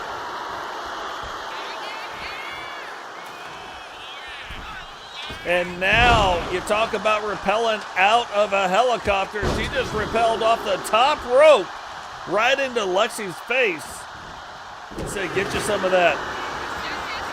Now Vanessa taking it up top. And look, this is a much more aggressive Vanessa LeVay than you've ever seen. Will it pay off this year? Will this help her get to the next level? Phoenix, too. Like, Phoenix is known for being a high flyer. We've seen the high flying from Sasha Payne. What I didn't see was the ladder bridge that has been built on the outside of the ring. We didn't see that. Who is going to use it? Or will anybody use it? I ask. Ask and ye shall receive. Vanessa LeVay trying to deliver the tax, and right through the ladder. You got Phoenix down. She's getting back to her feet, but Phoenix is down. Sasha Payne is down, and she's like, hey, who's crying right now? Sasha says she is not. She is getting back up to her feet. Now everybody's playing in the thumbtacks because that seems to be a fun thing to do.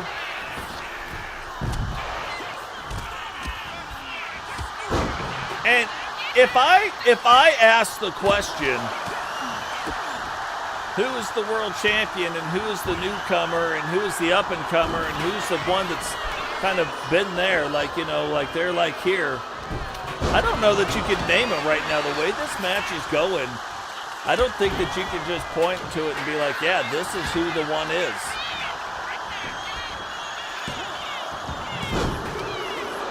Oh, huge shout out to Melinda.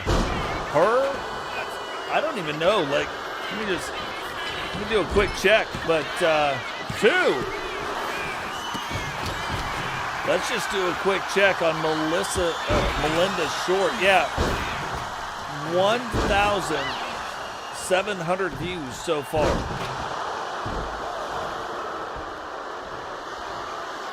Get you some of that. Brand new short that went out yesterday, 1,700 views already. Yeah.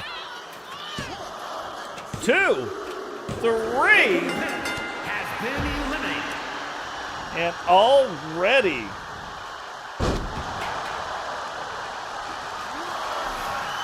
Sasha pinning Lexi. And look, I would have thought, like, my money was kind of on either Vanessa or Lexi winning this, and already one of mine is out. That doesn't bode well for Vanessa, to be fair.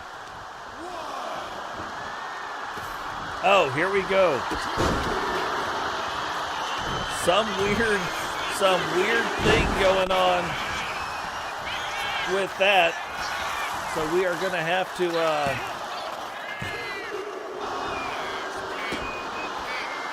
we're going to have to take control of the camera. Don't worry, we know what to do now.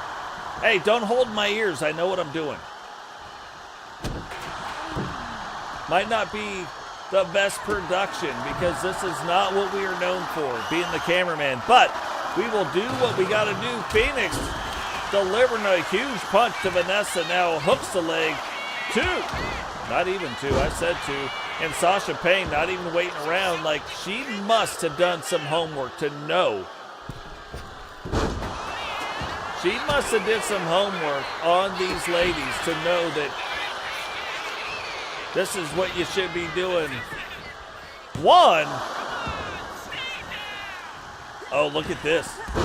I was going to say, Phoenix trying to get back involved. She was kind of wisely just sitting back, not doing the thing, but now absolutely doing the thing. And look at all the Look at all the thumbtacks. Look at all the thumbtacks. Look at how many thumbtacks are in her. This is crazy. Oh, we're in the rafters. Hooks the leg. 1, 2. Let me back this up. Back the camera up.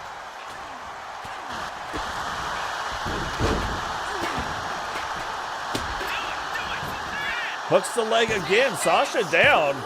And you would think with that many tacks, like, hopefully she doesn't have a flight to get out of here. I don't know the next city that we're wrestling in. But hopefully she doesn't, because she's not going to make it through the metal detector. Like, there's no way that's going to happen.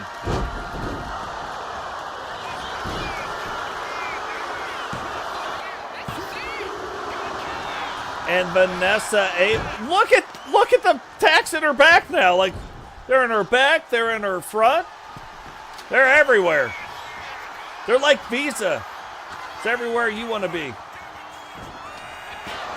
No, that's American Express. Yeah, maybe that's what we changed her nickname to, is American Express. Everywhere you want to be. Right now, the tacks are everywhere she doesn't want them to be. So there is a table set up on the outside.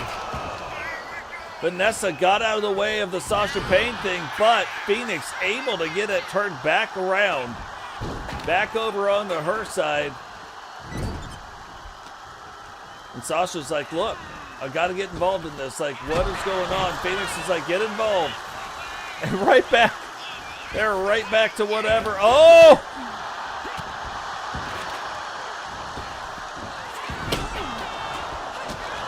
And Vanessa landed right on that kendo stick, too.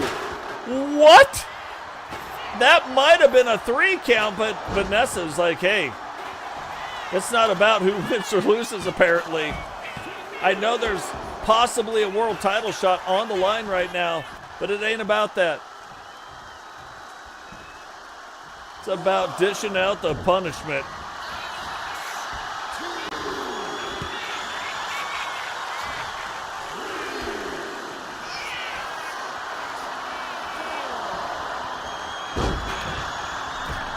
Phoenix getting back around, and look, this has been one of those matches that just, knocks her down. Like, try to get, but Phoenix kind of got out of the way of one thing just to get hit with both feet, double barrel. And Sasha trying to get that pin yet again. Oh, I thought Vanessa was going to put her on the old ladder bridge. I thought we were ladder bridge Brown. The ladder bridges of Madison County. I thought that's what was about to happen. And I just said that movie name like I've ever seen it.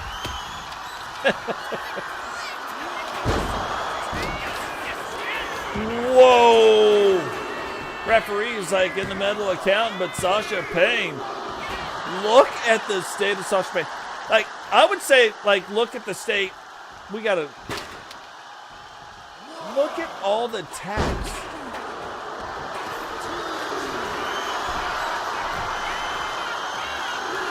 Oh! Hit her from downtown. 2. You throw me into tax like that, you throw Frankie Two Fingers into any tax, I'm done. You know, it's all over but the crying. And we talked about a ladder bridge. Is she? No, she is not going for it. She is going for Vanessa LeVay.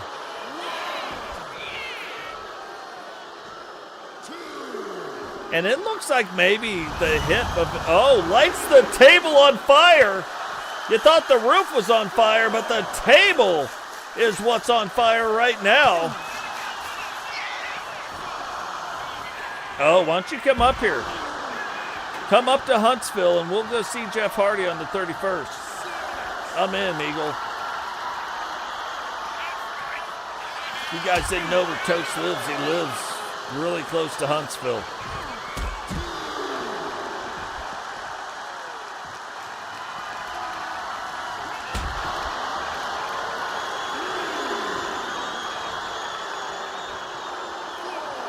Oh, look at that. Sasha telling everybody to shush it. She said,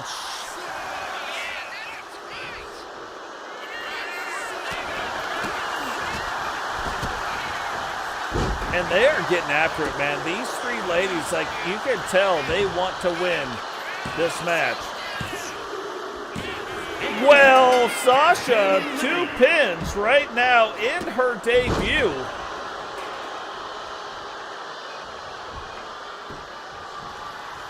Is she going to come away? Is she going to pull off what I like to call a Matt Storm? Or can Vanessa slow Sasha down? You would think with the amount of thumbtacks in Vanessa, she'd be able to do it. But,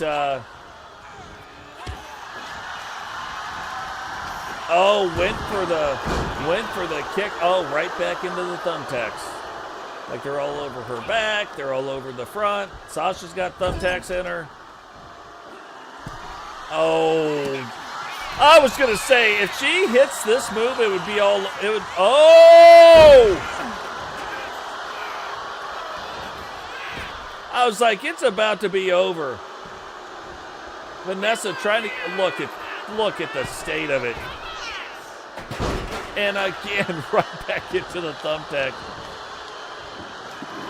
She's got him in her side. Oh, guitar. Sasha wrote a song about it. Want to hear it? Here it goes.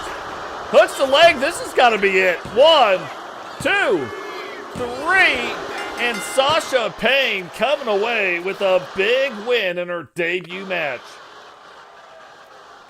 Here is your winner, Salis Painter.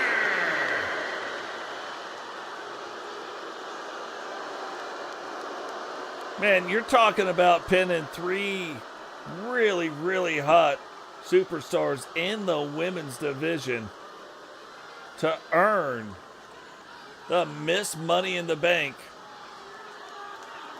Outbreak Championship. Yeah, look, she's like, hey, come closer. Hey, don't come that close. I got too many thumbtacks in me. Hey, and she might have, look, I'm telling you, there's a lot of ref paying that happens in the TCW. Anytime you got the TWO going on out there, you got some of that. The following is a tag team match set for one fall and is for the Intercontinental Tag Team Championship. Totally agree. But, you know, it's nice to see him set up the ladders now and use the ladders. It's nice to see him set up the table and sometimes use the tables. So it's good to see that stuff. It's good to see these guys doing the thing. But right now, the Horsemen getting ready to make their way down to the ring. And the Horsemen really dominated wrestling for quite some time. I'm talking probably a solid 2 to 3 seasons. Absolutely dominated wrestling. Even more so than the TWO. Then you had Totes and Rowdy had their big fallout. Went on, fought in a separate way. Eagle Star and Bama Boy stayed in the Horsemen, trying to carry it on. But look, really had an uphill battle to climb. And now Rowdy back leading the Horsemen, the former enforcer of the Horsemen, now leading the Horsemen. And the Horsemen again on the rise again. You see Eagle Star with the Intercontinental title belt. Now Rowdy and Eagle Star going after the Intercontinental Tag Team title belts. Those title belts on the line here tonight.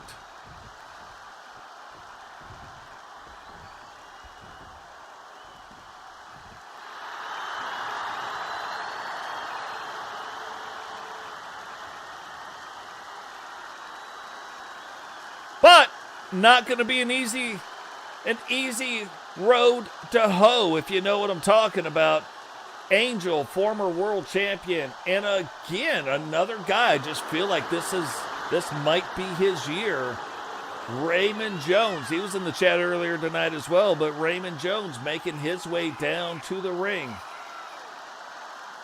You look at two like crazy physiques. You got Blaze McCoy, crazy physique. You also got Raymond Jones.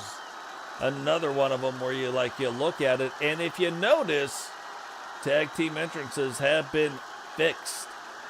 I don't have them all dialed in, but they are fixed finally. So that is amazing.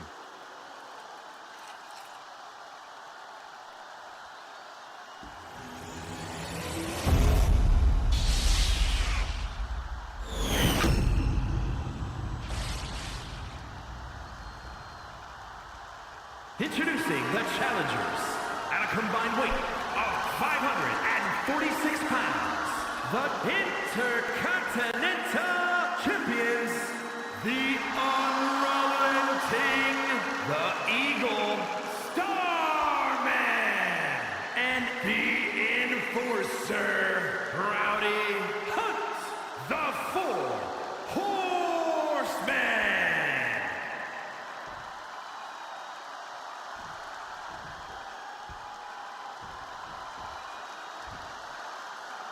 And their opponents, at a combined weight of 513 pounds, the Intercontinental Tag Team Champions, the Hammer, Raymond Jones, and Angel, the Powers of Pain.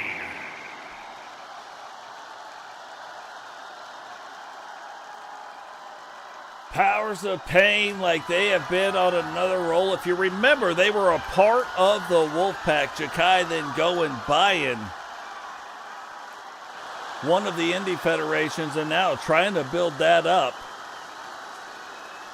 But it kind of left these guys, as they were a part of the TCW version of the Wolfpack, kind of left them out alone, changing their names to the Powers of Pain and going out winning some more title belts. You know, it's funny, we look at the tag team division and you look at the different things that are out there. Yeah, you can win a Grand Slam championship. To win the Universal Grand Slam champion, you got to win 4 different title belts. The tag titles, the world titles, the hardcore title, and the television title. The cruiserweight title not involved because you got to be a cruiserweight to win it, right? So that's not involved in the Grand Slam to win a Grand Slam championship. You think with 8 seasons, maybe it had been done multiple times. No, it hasn't been. A couple of people have done it one time. Then you look at Meltdown, a lot easier. Outbreak, a lot easier. You only got to win 3 of the title belts. You got to win the world, either the U.S. or Intercontinental, depending on what show you're on, and either the United States or Intercontinental Tag Team title belts, depending on what show you're on, right? You think that's been done a million times. No, it hasn't. It's been done a few times on the women's side, on the Meltdown brand. Nobody has done it on the Outbreak brand because Outbreak brand new with the title belts. And it's only been done twice by Rowdy, has won 2 Grand Slam championships on the Meltdown brand. Then we've got another kind of version, like a Triple Crown version, because you've got the Universal, you've got the Meltdown, you got the Outbreak, right? So you've got another way where you can win a Triple Crown either with the world title or with the tag team title belts. Only 2 ways to do it. I told you all of that to say this. No team has ever won a Triple Crown in the tag team division being the same team. We've seen people win as individuals, like an individual has won because he's been on 2 or 3 different teams, but we haven't seen anybody win as a tag team, which is mind-boggling to me. You look at some of the tag teams. Our tag teams stay together for quite some time, so it's absolutely amazing that it hasn't happened as of yet. But definitely something that would get you in the Hall of Legends. So multiple ways to get deeds, right, accomplishments into the Hall of Legends. We will have wrestlers where, again, there's only 2 wrestlers that have been inducted in the 2026 class Hall of Legends, but there have been about 20 deeds, 20 achievements that have been inducted in there, and we've got a card series. So if you're on, or keep your eyes open on YouTube, or if you're on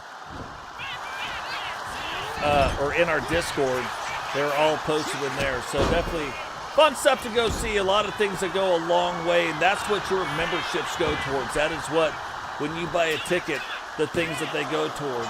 So all the money goes right back into the channel. Keep that in mind. Appreciate everything you guys do. But it's not all about money. The most important thing you can do is share this video out, get people in, let them know about this great community. Become a part of this community if you like what you see. If you don't, get out of here.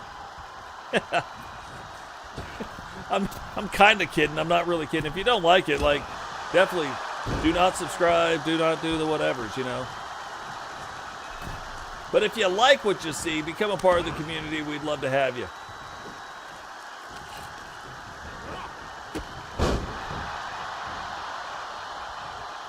So Eagle Star getting Rowdy brought in. And you kind of look at it. You look at Rowdy, obviously the bigger wrestler in the Horsemen. You look at Ray Jones, the bigger wrestler in the Powers of Pain. You would think that for both teams, that's kind of how you'd want it. Now Ray Jones setting up for his finisher. And that's going to be a finisher that becomes very famous.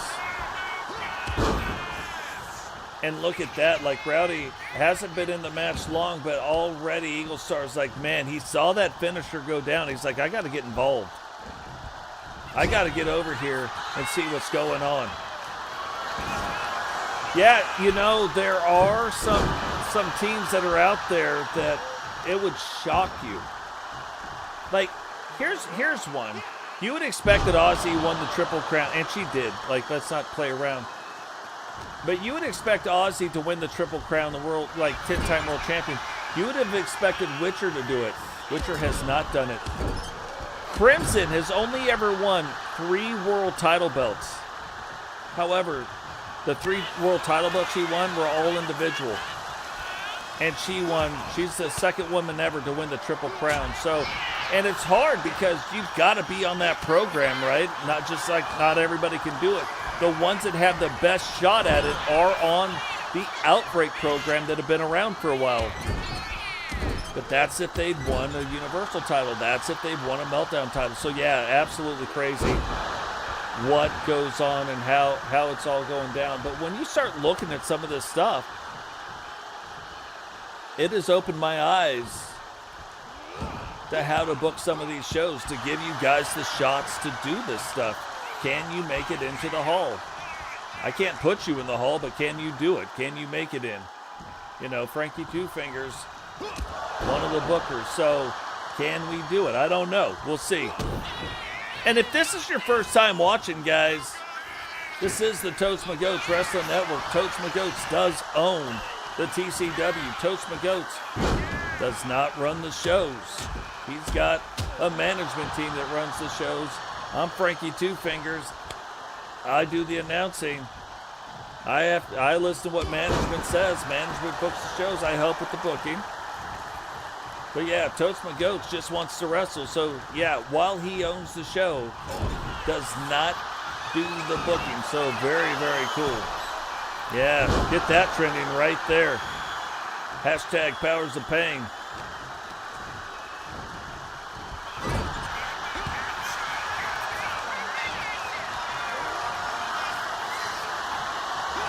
And Rowdy is another one. You look at probably he's won the second most world titles on the men's side, right?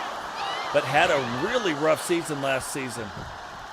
Will that change this year? We've already seen him where he's had a lot more success already.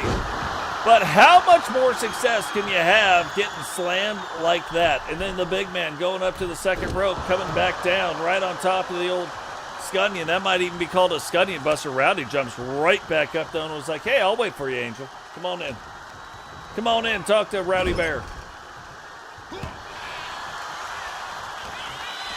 And you look at Angel, you're like, okay, well, you know, if I told you there were 3 world champions in this match, you might think Angel wasn't one of them. Angel absolutely is one of them. The one who isn't? Raymond Jones. Will that change, though, here in Season 8? And look, Powers of Pain bringing it home, defending their titles. Here are your winners, and still Intercontinental Tag Team Champions, Angel and the Hammer, Raymond Jones. The powers of pain. You know, once you got these guys away from the Wolfpack and kind of doing their own thing, you see brand new attitude. And it might even be one of those things where maybe the Horsemen are looking at these guys going, man, maybe we should get these guys into the Horsemen. Let them be the dedicated Horsemen. Let Eagle Star, Bama, and Rowdy get up after some singles titles. The following contest is scheduled for one fall and is for the Women's World Championship. Here we go, main event of the evening. Bobby Hart getting a shot at a world championship belt here tonight.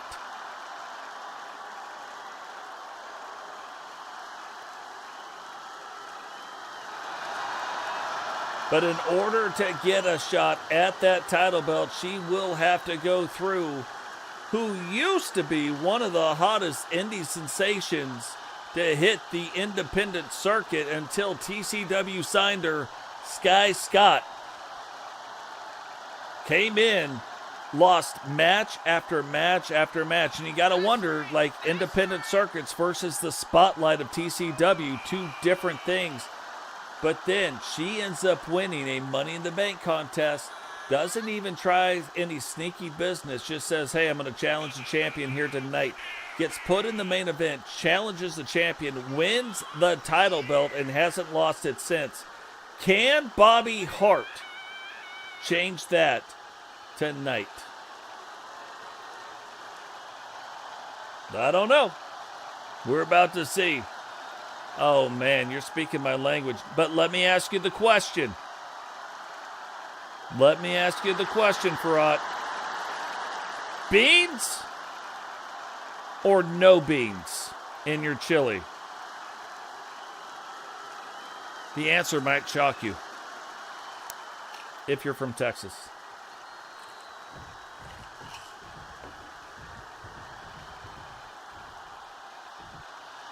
If you're from Texas, I already know the answer. If you're not, I probably know the answer. Look at Lexi. Look at Lexi. She had a match earlier, coming out, even though she's not in this match, coming out, you can see midsection bruised. Love it. I'm serious. This is my favorite part of the game. That means everything matters in the show. Love it. I'm going to guess you don't live in Texas. Yep, New York, gotcha. Hey, look. I eat good chili either way. You know what I mean? I don't draw the hard line, but I do know if you're in Texas, there's no beans in your chili. If you're from anywhere else, there's probably beans in your chili. Maybe not, but there probably is. From Montreal, Quebec, Canada, Bobby. I eat it with beans. I eat it without beans. I love chili. Tacos, chili, enchiladas. Yeah, it doesn't get better than that. And her opponent from the good old USA, the Women's World Champion, America's sweetheart, Sky Scott. And peanut butter sandwiches. If you don't say peanut butter sandwiches, you're not from America. You're out of here. If you tell me you got a peanut allergy, shame on you. Bourbon and peanut butter sandwiches. I could probably live off that if I had to. And look at this. This is where I think we're going to see something very interesting. These are two really contrasting styles of wrestling. You have a very technical style with Bobby Hart's style of wrestling. You have a kind of that powerhouse, like just nonstop energy with Sky Scott. Which one is going to come out on top? We're going to see. You got kind of the younger wrestler. You got another wrestler that's been trained in the dungeon. So it's going to be interesting. Very, very, like you can see, like some matches you wonder, like I tell you, no matches happen on accident. But I'll tell you this, sometimes even I wonder why they got booked. Like, why did this match or that match get booked, right? I don't know. I don't see it. Usually after the match, I'm like, oh, I see why now. But this isn't one of those matches. You know exactly why this match got booked. Kind of veteran versus, I'm not going to say rookie, but the world champion, oddly, is the one with the least amount of experience. However, the veteran in this match, Bobby Hart, we thought she was going to be doing these great things 2, 3, 4 seasons ago. Didn't happen. Sky Scott, we thought it was going to take 2, 3, 4 seasons to get going. That also didn't happen. She came out, yeah, first like 6, 7, 8 matches didn't go so well. Then all of a sudden she wins the world title, and now things are going very well. But can Bobby Hart change that tonight? Can Bobby Hart continue her rise? Bobby Hart winning the Universal Television title recently and then starting to get things turned around. But when you look at the number of belts Bobby Hart has won in the amount of time that she has been here, it's one of those things, like they wrote a song about it back in the 90s, maybe even the 80s, things that make you go, yeah. And that's one of them.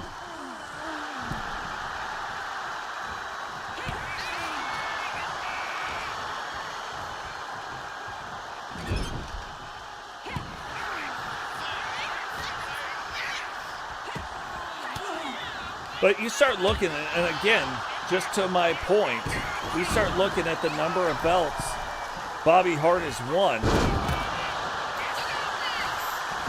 And in 4 seasons, she's won 6 title belts. 2 U.S. titles, 2 TV titles, and 1 Universal World Championship, which, that's good. Not saying that's not good. But it was a one and done thing, you know, with the Universal Women's World Championship. So, you know, she came out, she ended up beating Witcher for that world title, but then immediately lost to James. So, you know, maybe a little bit of redemption going on here tonight where she's like, hey, we got to step this up. We got to do the things. Can she do the things? Yeah, can't she do the things? She's like, hey, look, I hear old Frankie Two Fingers talking, running his mouth. I'm going to try to dirty pin it. Puts her in the sharpshooter. Is Sky going to tap out? Just got dirty pinned. Bobby Hart doing whatever it takes, and like, look, proven in no uncertain terms, she will do whatever it takes to win this championship belt. Can Sky stop her, though? That's what's going to be the thing. That is what is going to be the thing. Hey, if you guys aren't in our Discord too, I'm just telling you right now, things heating up in the Discord. Lots of stuff going on. And if you're a content creator, there's a lot of pictures there for you to use, to be fair. If you have a question, you can ask other content creators. I do not hide what I do. If you're like, how did you do that? I will tell you. I say this all the time. I know we're getting towards the end of the show, but rising tides raise all ships. All I want is the best for every single one of you guys out there. If you run an E-Federation, I need you to be great.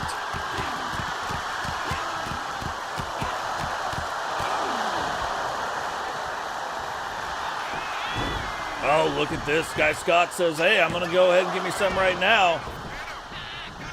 And Bobby Hart escaping quickly. Sky thought she had some time, but didn't, and then did.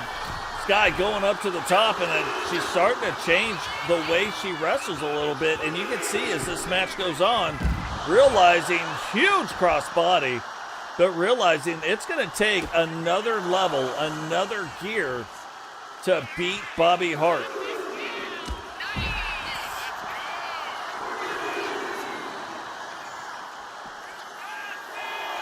And Bobby Hart absolutely using the outside of the ring to her advantage right now. You can see how thin that rubber mat is on the floor. It is less than a quarter of an inch, but this is one of those things.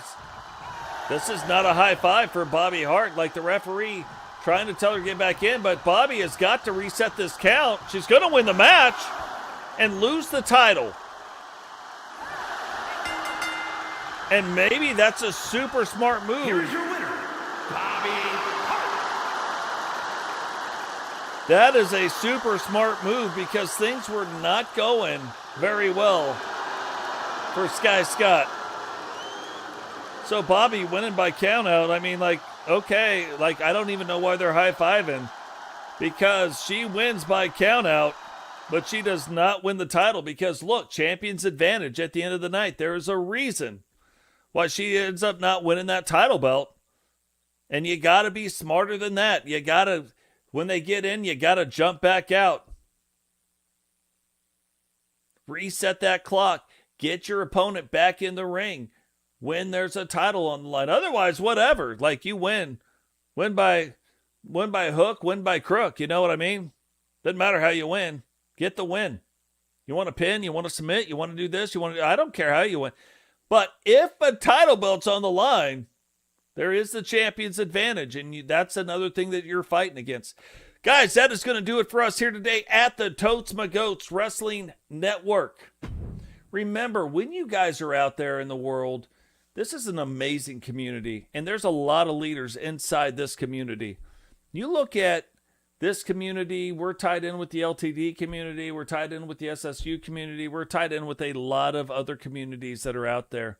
If you guys haven't checked out Fusion's channel, you haven't checked out Miss Jiggle's channel, go check that out too. I didn't say that earlier, but go check out their channel. Really great content creators. But the world is amazing at doing one thing, and it's dividing us. And the world's been set up to do that. Whether you're on the conservative side, or you're on more of a liberal side, or you're more down the middle, or you're not either one of those things. The world does an amazing job dividing us. And at the end of the day, I'm just telling you, maybe if we had more people step up and be leaders in the world, we would be less divided. Because look, at the end of the day, we're all people, right? We're all the same. So I'm just saying, when somebody's mean to you, if you're mean back to them and your excuse is because they were mean to you, you're an idiot. Just telling you. I do it sometimes too, because I'm not the smartest guy on the planet, right? But I'm just saying, maybe you need to punch them in the nose. Or maybe you need to show them a better way. Only you're going to be the one that knows that, right? Everybody's a little bit different, so only you're going to know which way you need to go. But I'm saying this. I have started showing people a better way to go about doing things, showing them how to do it. And I hope that we're making the world just a little bit better with every interaction. I'm hoping that we can show people a better way to do things, a better way to go. All I'm asking you to do is do the same. Maybe show some people some grace. Maybe that's what they need in their life. We don't know what they need. We don't know how people are going about their business. We don't know any of that. Maybe they need to be punched in the nose. Maybe they need to be showed some grace. I'm just asking you maybe to err on the side of grace first. Not easy to do, but being a leader isn't easy. So, love every one of you out there. Really appreciate all the love and support that you guys give me. It does mean the world to me. I love what we're doing. There would be no show without you guys. So with that being said, for all of us here at the Totes My Goats Wrestling Network, to all of you out there, peace.